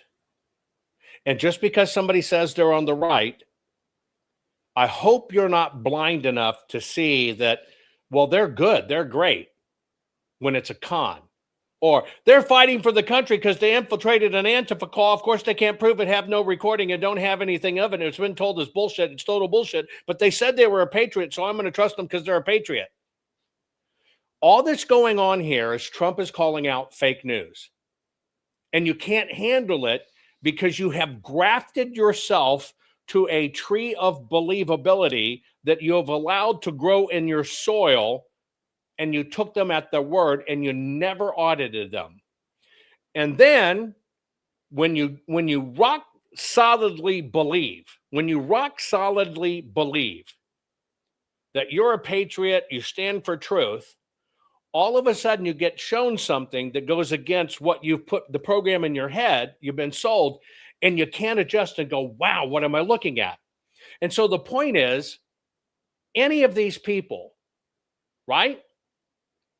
You are getting your political advice from. The longest one in the game is Tucker.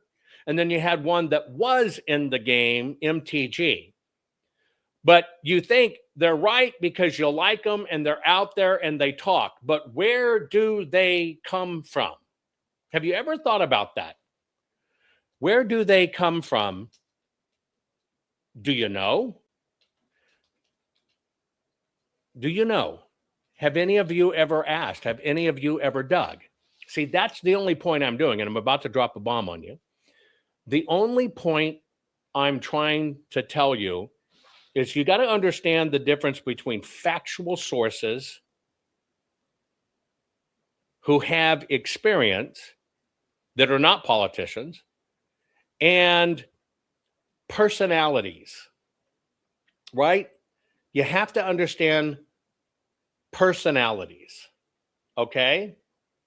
Now, the Hudge twins from Martinsville, Virginia, did military service. It's great. That's right. They served in the U.S. Marine Corps. At one time, they worked for AAA, recording videos for AAA. And then where they really became into fame was being certified workout and diet and relationship advice training. That's where you know them from. And then they started doing stand-up comedy. Past that. So that's it. That's it. And you're taking, they can comment on this geopolitical stuff. See, now I don't understand that. And it's because I won't go to, my podiatrist to get a tooth pulled. But yet you're doing it. Let me give you an alternative way to possibly look at what's going on.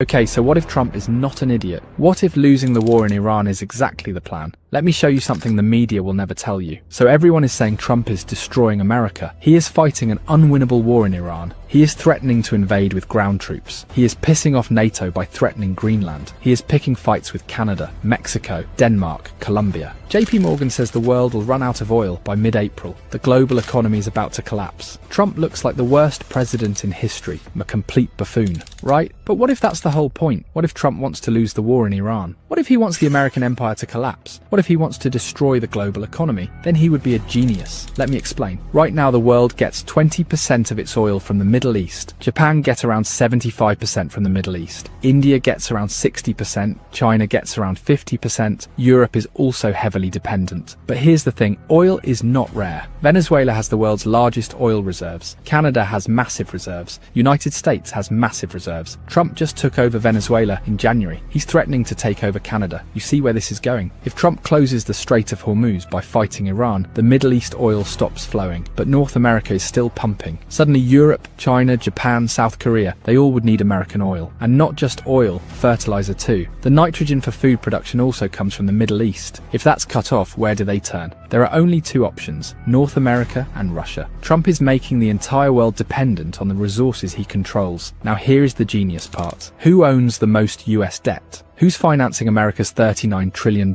It's Japan, China, Taiwan, South Korea, UK, France, Belgium, and Luxembourg, the same countries that need Middle East oil. There's been this fear that these countries would stop buying US Treasury bonds, that they would move to gold or Swiss francs, that America's Ponzi scheme would collapse. But now they need American energy. They need American resources. They can't abandon the dollar. They are trapped. Trump just turned America's biggest weakness, its debt, into its greatest weapon. By starting an unwinnable war in Iran, he's forcing the entire world to depend on North America. This isn't new. Putin already proved that this strategy works in Ukraine. Russia has been fighting for 5 years. It's a slow grind, but it has restructured Russia's entire economy around war production, drones, ammunitions, and military manufacturing. Russia went from importing Iranian drones to making their own and now exporting them to Iran. Putin's plan was that the world is collapsing anyway, so why not build a fortress, make Russia self-sufficient, control the resources, and weather the storm? America saw this and said, we can do the same.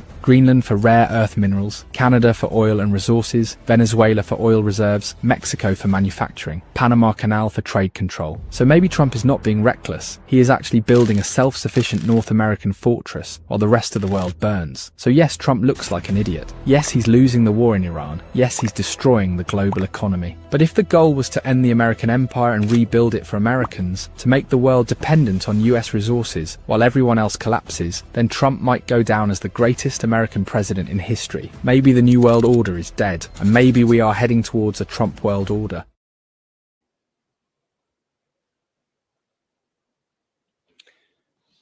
When you see it and you understand it, then you kind of look like an idiot, a total idiot, buying into this big shit, right? Do not post links in my program for any reason at any time. Period. Period. You have to understand truly what's in play.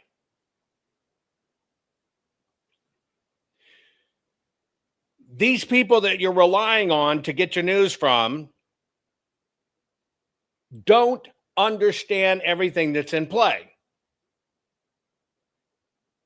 The weaponization, and my show's not about Soros, the weaponization that they're using it is, you're not nice, you don't speak right, oh, you're not treating religion fair. Well, here you go. Have at it. Have at it. Now, I'll give you an example of this crap.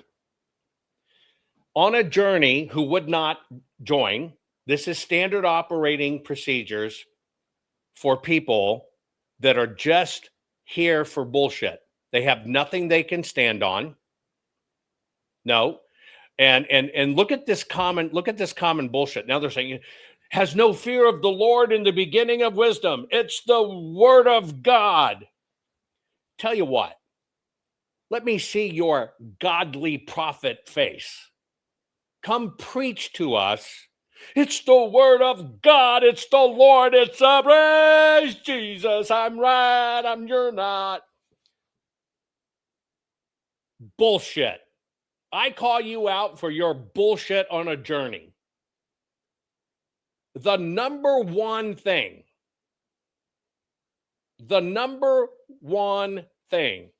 is basically doing that stuff. Sartorius, if you want to comment in my chat, then you come on the program and prove you're worth it. Otherwise, start your own damn program, right? But let me tell you why you don't have any credibility posting your shit. You don't have any credibility because you can't back it up, and you hide behind a link. Now, I'm going to tell you, in my world, I don't accept that shit. You look eye to eye, you talk about it, you understand where each other's come from. You don't hide behind a keyboard. You don't do that crap. Because I'm telling you, that's what the system does, and we are against that system crap. Now, you know, I don't stand for this shit. Okay? I have shown you what they've said. I've shown you how they flipped, and I showed you crap, and you still want to defend it. Well, you can just put a new label. Well, it's really alt media. You can't say they're new media. Do you think that was the point? Here was the point. When traditional media goes down and they understand the online world's kicking its ass, they've infiltrated the online world and bought people off. Well, this is really alt media. It's not really new media. You know what? No shit. That's my whole point.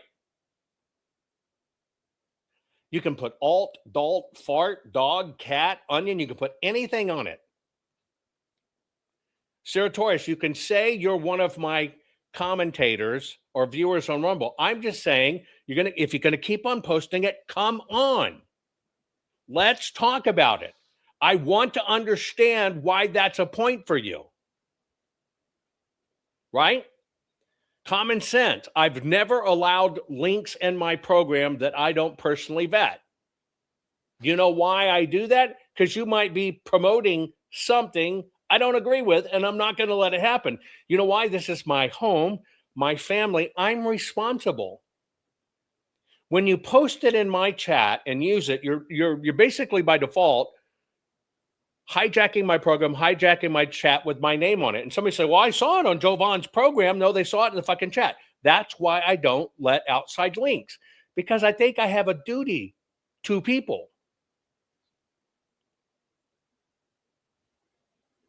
And I'm talking to common sense. I'm not talking to you, Sartorius. Sorry. But you understand what I'm saying? This is it. And this is how it works. And this is why it's confusing. So many places for attention theater. And then you get people come in with this bullshit. Won't stand behind the words. And then when you call them out, fucking go on this Lord. The first one was Holy Spirit. The second one was the Lord. The third one was God's word. Bullshit. I'm going to tell you why it's bullshit. If you show me the Lord's word. Show me what's godly. Don't tell me. Don't try to ease me with keywords. Praise Lord. Lord. Lord what? Trump is a biblical fool. Do you realize how shallow that is? The easiest thing, right? The easiest thing to do is to make a bullshit comment like this and hide. You want to know what the ethical thing to do is? Back your words. Let's talk about it. So, see, I don't value that. Anybody can hit and run in chat, right? Fucking Muslim inbred with an IQ of 30 can dialogue in chat. There's no value in that. But listen to your keywords. Your first one keyword was Holy Spirit. Your second keyword in this post was no fear of the Lord. Your third keyword in the post was, well, it's God's word.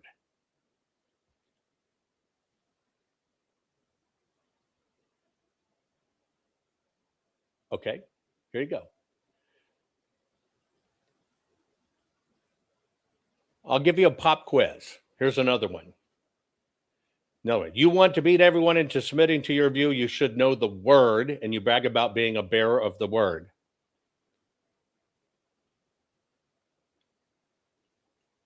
See, folks, I don't respect this.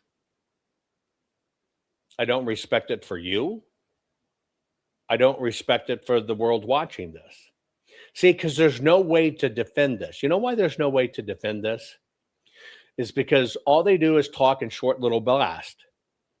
But when you ask them to come witness, because this is what it is. I put it in there, right? I asked them to come witness.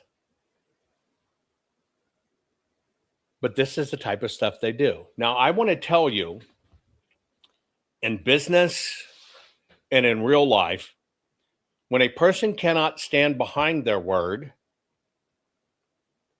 they actually don't believe the word they're putting. That's number one. When a person uses the cover of the word in this sense, Lord, it was Holy Spirit first, Lord second, Jovan next. Jovan, you're not showing the word of God, and then this. This is crap. Capitalize word, Lord, God, Holy Spirit. That's cover. That's bullshit. We are tired of this shit. See, when you capitalize shit like that, here's what it tells me. You're a fucking poser.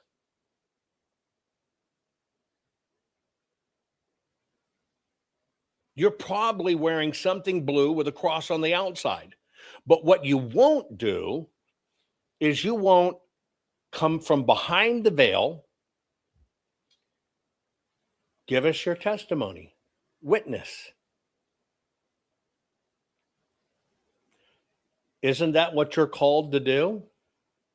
Give your testimony, witness. You'll do it in chat where you can hit capitalized words to make people think things. I'm not asking you to make people think things. I'm asking you to come prove who you are.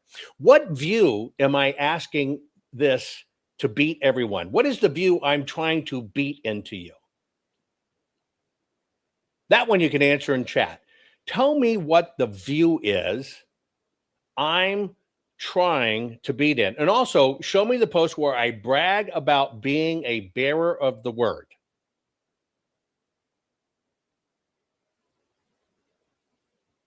Just a question. I will withstand your audit. I will submit myself to you and your godly wisdom. I just want you to do two things. I want you to tell me, what am I trying to beat into your submission? Just put that. You can put it in chat. And then I want to have you tell me any post anywhere where I've ever bragged about being a bearer of the word.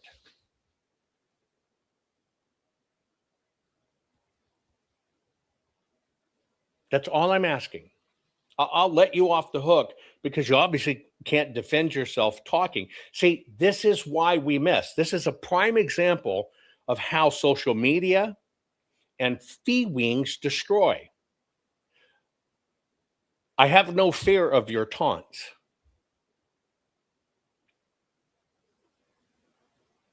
I have no fear that you want to be looked at in your chat by capitalizing Holy Spirit first, then capitalizing Lord, then capitalizing God, and then capitalizing the word, and then basically trying to shame me. Well, you're trying to beat us into it. I have no fear of that. You know why I have no fear of that and why I'm willing to talk about it? Because it's not true.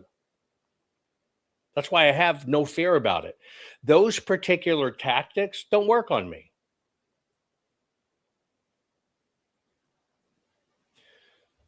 But I can tell you, when people feel a need to do that, capitalize Holy Spirit, capitalize Lord, capitalize God, capitalize the Word. See, what you're telling everybody in here is a lot more about you than what's going on. I've done a tremendous amount of programs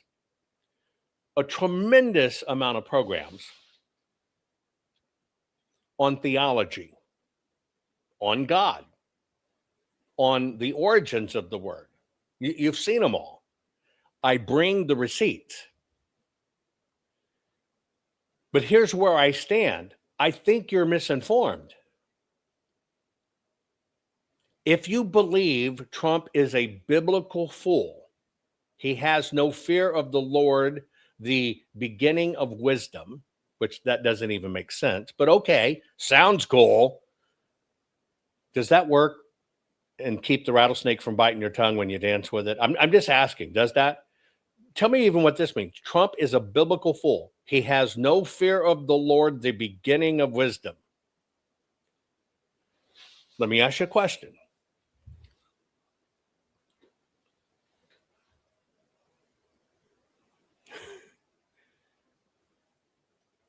I love this.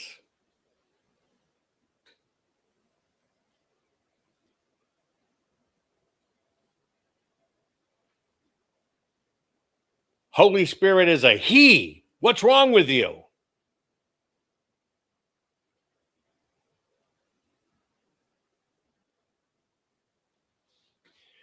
You don't go to that rattlesnake church and dancing, do you? You go to the church of Quaaludes. Am I right? That's why it's all kind of disjointed. You go to the church of Quaaludes. Trump is a biblical fool. He has no fear of the Lord, the beginning of wisdom.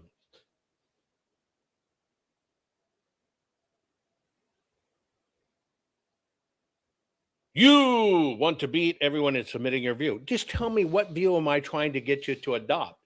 That these guys are rat bastards? I don't have to get you to adopt that view.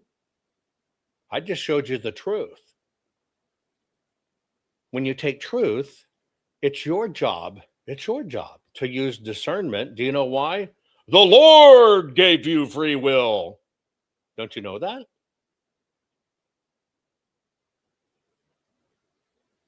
There's nothing I need to beat into your head. You'll make up your mind on your own. I just show you truth.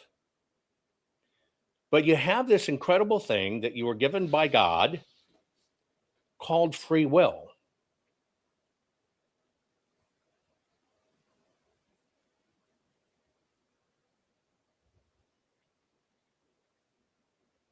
Free will. And see, that's your personal responsibility. I'm not responsible. I win nothing by beating anything into your head. See, the people that beat stuff in your head are political pundits, which I'm not.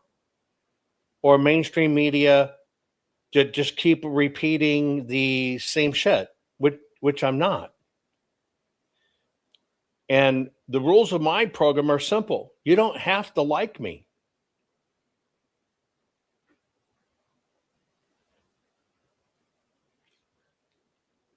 You don't.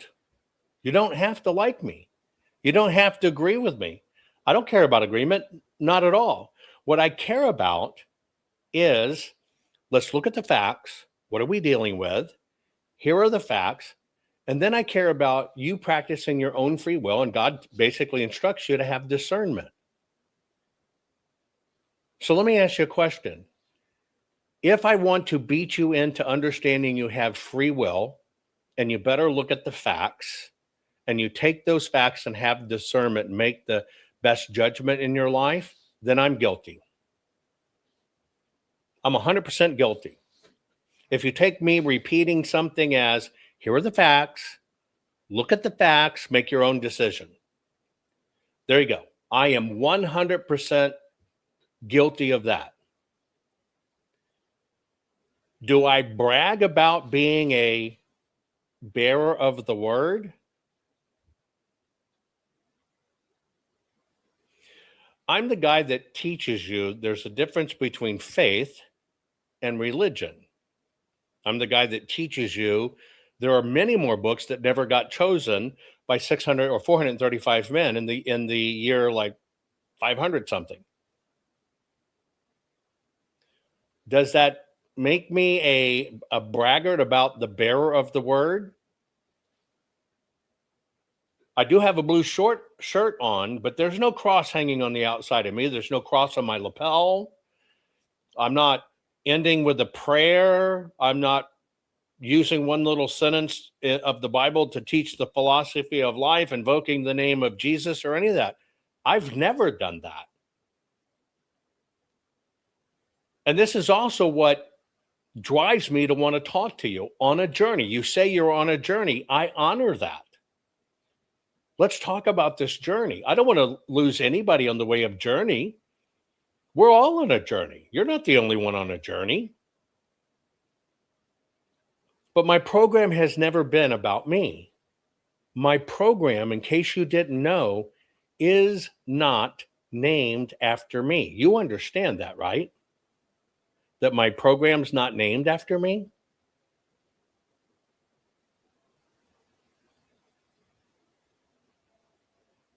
It's not. And because this isn't about me, this is about us. And we all have that common rallying cry, cut the crap. And what's the crap? Culture, race, and American politics. We're caught in a crap storm. I'm not Jovan Hutton Pulitzer Show bringing you the donate to the Jovan Hutton Pulitzer plan. And I've come up with a new police force. It's the Jovan Hutton Pulitzer Police Force. And I've come up with a new audit crew. It's called the Jovan Hutton Pulitzer Audit Crew. You don't get any of that from me because none of this is about me. It's about us. Because even though I may not know you, can't reach out and touch you, right? We are all in this together. And so the only thing we can strive for is clarity. Because here's the deal. We can't strive for consensus. You believe in posting that you're righteous, you're Christian, you're doing the word of God, America's falling, this is bad, this is this, we got to save our country. And you believe with everything in your soul, you're right. Well, do you understand the jihadist believes exactly the same thing? They believe they're 100% right. Now, that's why consensus doesn't matter. Because we'll never get it. And that's what makes people fight. That's why I don't care about consensus. That's why from the very beginning you saw me, I go, I don't give a shit about the machines. I only care about the facts. Here it is. All my work is non-opinion based. Here you go. But what we really need is clarity. Here's how clarity comes. What really happened? What was really said? Show me, right? Proof is truth. Words aren't. Proof is truth. You've got to prove it for it to be adopted as truth. Words alone are not truth. That's only been reserved for one person, that's God. Words are never truth, ever, never will be truth in my book. The only word that's funny, you used the word, right? That's it. One person has the right. The words are the truth. I'm not even on that fucking level. I'm not even a speck on that map. So in the world we live in, proof is truth. Everything else are just mere words. What got us here? Just mere words. What divided us? Just mere words. If you had to prove the truth of President Trump's killing transgenders, could you even offer up one proof of truth on that. No, you can't. So it's just words.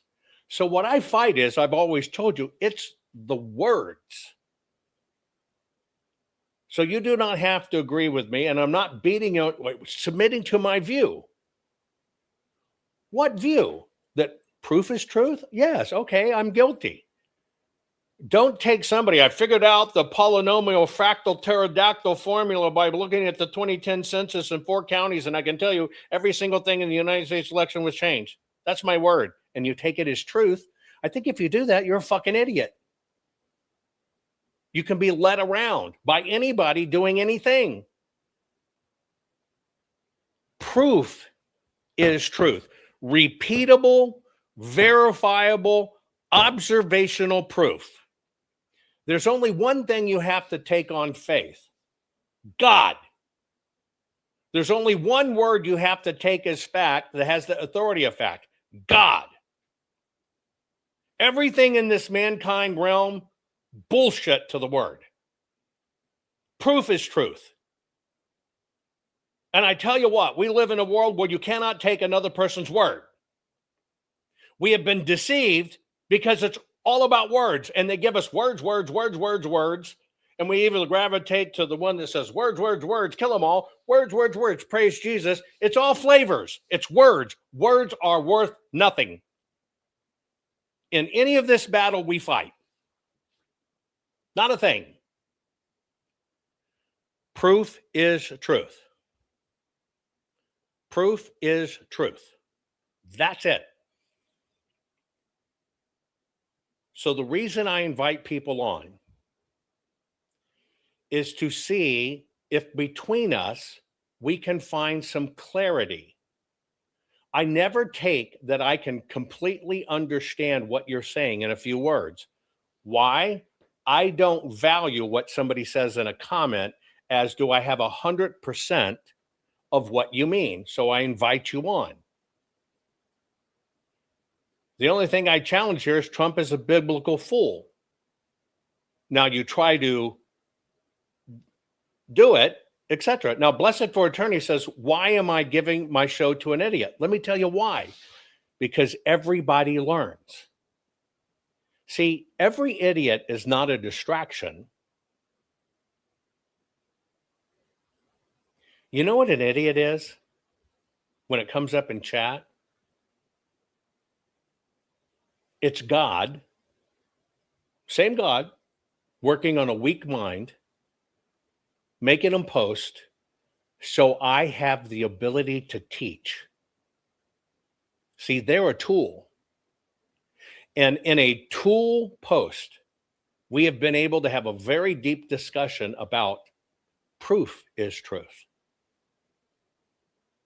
You only have one clarity and absolute proof and word, that's God. You get it? That's it. That's it. And so it's not as much a troll or why am I giving them my show? You took it wrong. I'm taking this as a sign. This is something we need to talk about. I accept it, I don't question it, and I teach on it. It's a gift. That trolling was a gift. I tried to bring it on. So we could share and learn. Most mankind has no bravery that way. They won't come on and share and learn if they disagree with you.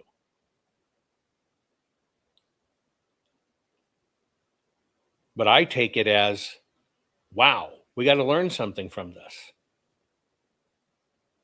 Right? In my world, when somebody leads with, well, God says, well, Jesus Christ this, I'm out. Why am I out?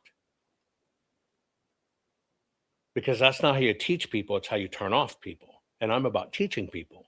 See, your decision, right? Your decision with God is free will. Nobody's responsible for your relationship with God except you. And that's the hardest lesson of all.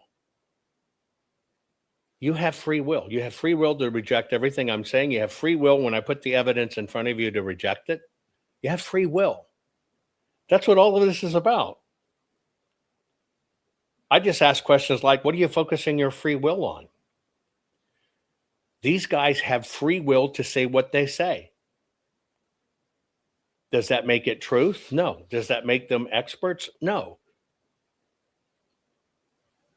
Do they have free will to take their checks and do whatever?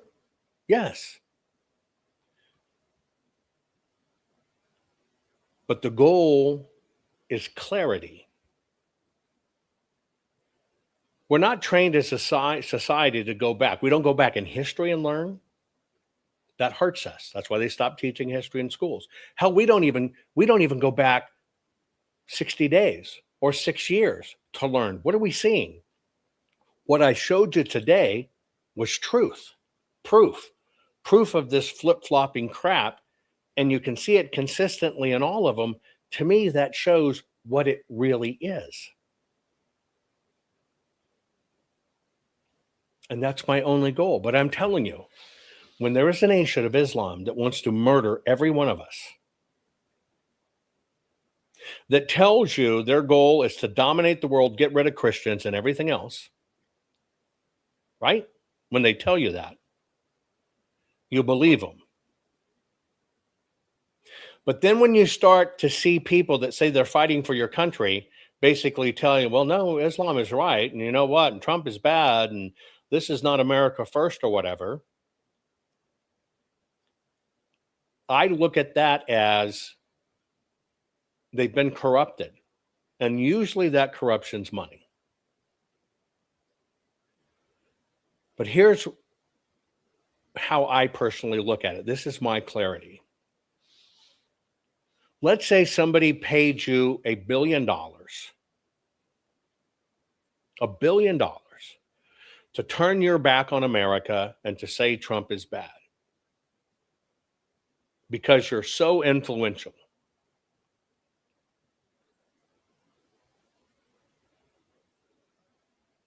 Most people think, oh, wow, what I could do with $1 billion. Most people never linearly think it out. And let's say you're really incredibly influential and you could move people with that. Trump's a rat, row, go, this, America sucks, and you could do that. Let me play some of this for you. Because this is where linear thinking. Some people, oh, shit, I've never had $1 million check, much less $1 billion check. Well, the first thing I've got to ask you is, where would that $1 billion go?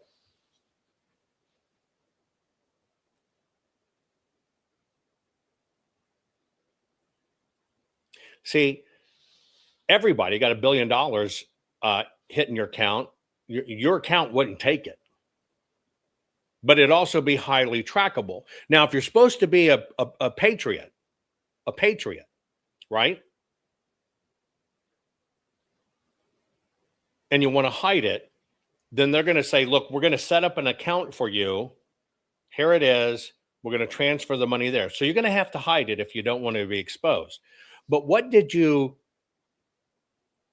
get in that statement? Well, in that statement, you get, we're going to set up an account for you, which kind of really means they have control, not you.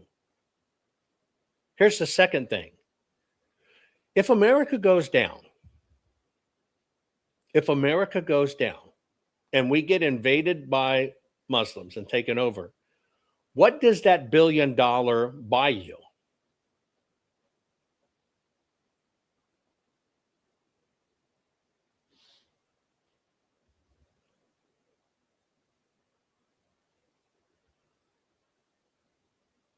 Nothing. What would that be? $1 billion wouldn't buy you shit. Because, see, the first thing that would happen is that $1 billion would be worthless. Second thing that happens in that transfer of money, they know where the account is. They're fucking taking it. You get nothing. If you actually survive the transfer and they don't kill you, you're still not going to get it. You might think but you're not going to get it. And so you're going to end up in the same exact place because the money's actually going to end up being worth nothing. But then your whole country of which that money is based on, that you would want to spend it, it's worth nothing. And if you went back in the history and you just studied like the Ayatollah, and you remember when he got seized and all that stuff, the very people, the wealthy, who rescued him and got him back in country and saved him way back when, how did the Ayatollah and them pay those people back? They killed them. The very people that saved them.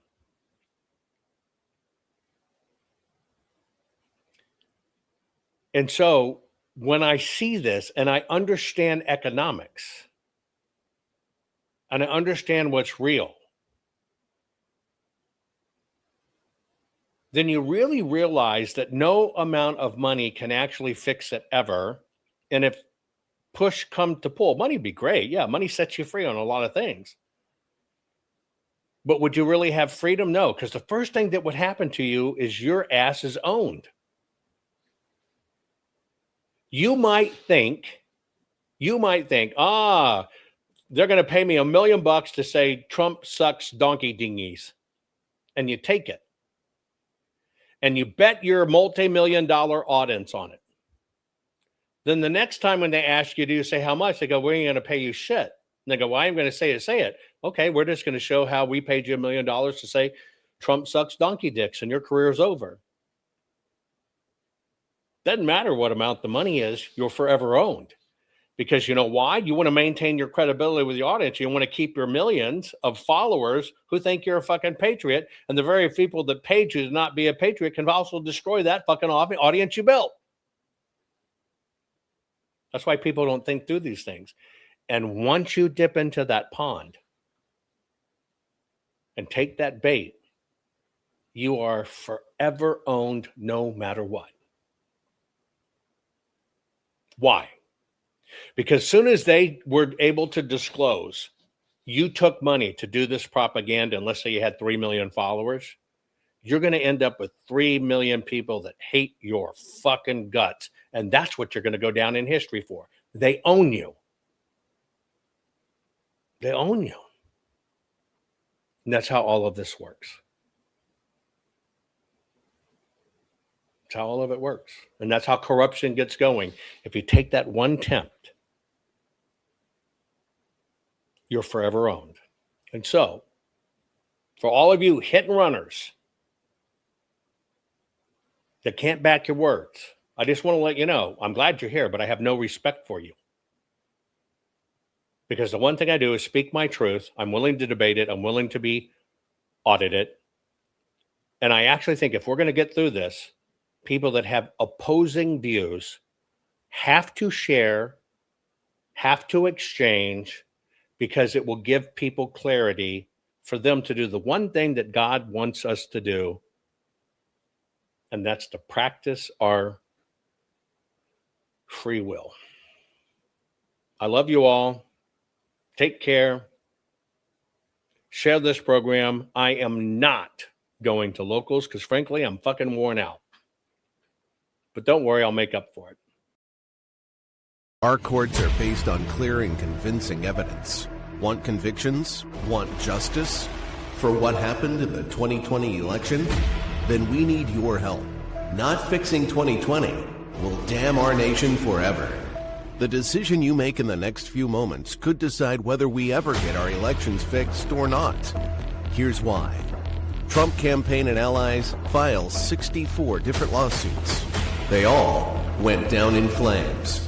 100% of these cases were presented on "It's the machines," or "The machines changed the votes," or "The voting company executive said he would make sure Donald J. Trump would not win." They all went down in flames. Why? You can't bring theories to court as evidence.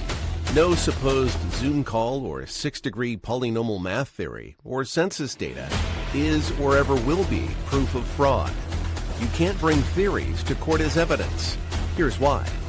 In both civil and criminal law, the side making a claim carries the burden of proof, and prosecutors must prove guilt beyond a reasonable doubt.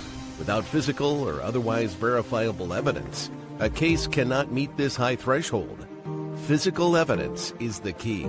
The question is, did anyone get relevant, reliable, provable, testable, and duplicatable evidence of what really happened in the 2020 general election? And the answer is yes, absolutely. The full forensic audit of Maricopa County, Arizona is the only evidence-gathering work which gathered relevant, reliable, provable, testable, and duplicatable evidence of what really happened in the 2020 general election. Evidence so damning that the system, the deep state, and those who pull the strings of this country have fought to keep it hidden and have hoped to have it be forgotten to time. Almost $3 million invested in time, funds, and efforts to unlock that which the system wanted hidden. But now, that evidence is in danger of being lost forever. So if you want what happened in the 2020 election fixed, then we need your help. Please donate to protect and secure this historic evidence.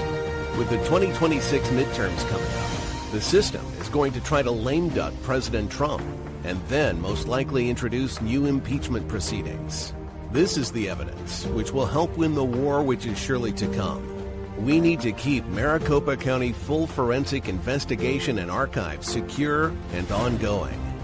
So if you want what happened in the 2020 election fixed, then we need your help. Please donate to protect and secure this historic evidence. We need your help securing the full forensic audit archives. Don't allow the only testable, objective, and reliable 2020 election evidence fall into obscurity. Millions were spent on getting it documented and tested. This is historic evidence. Not fixing 2020 will damn our nation forever. The historic Maricopa County full forensic audit effort processed 20,895,610 digital and forensic images of varying formats, resulted in 208 million individual evidence-proof files. The system processed over 58 billion forensic measurements, resulting in over 2 trillion individual base computations. No hopium, no hype, just hardcore forensic evidence. Please make sure the Maricopa County full forensic audit archives survive. Donate now. So if you want what happened in the 2020 election fixed, then please donate to protect and secure this historic evidence. We can't do it without you. We need you. America needs you. Our future needs you. Please donate now. Not fixing 2020 will damn our nation forever. Please donate now.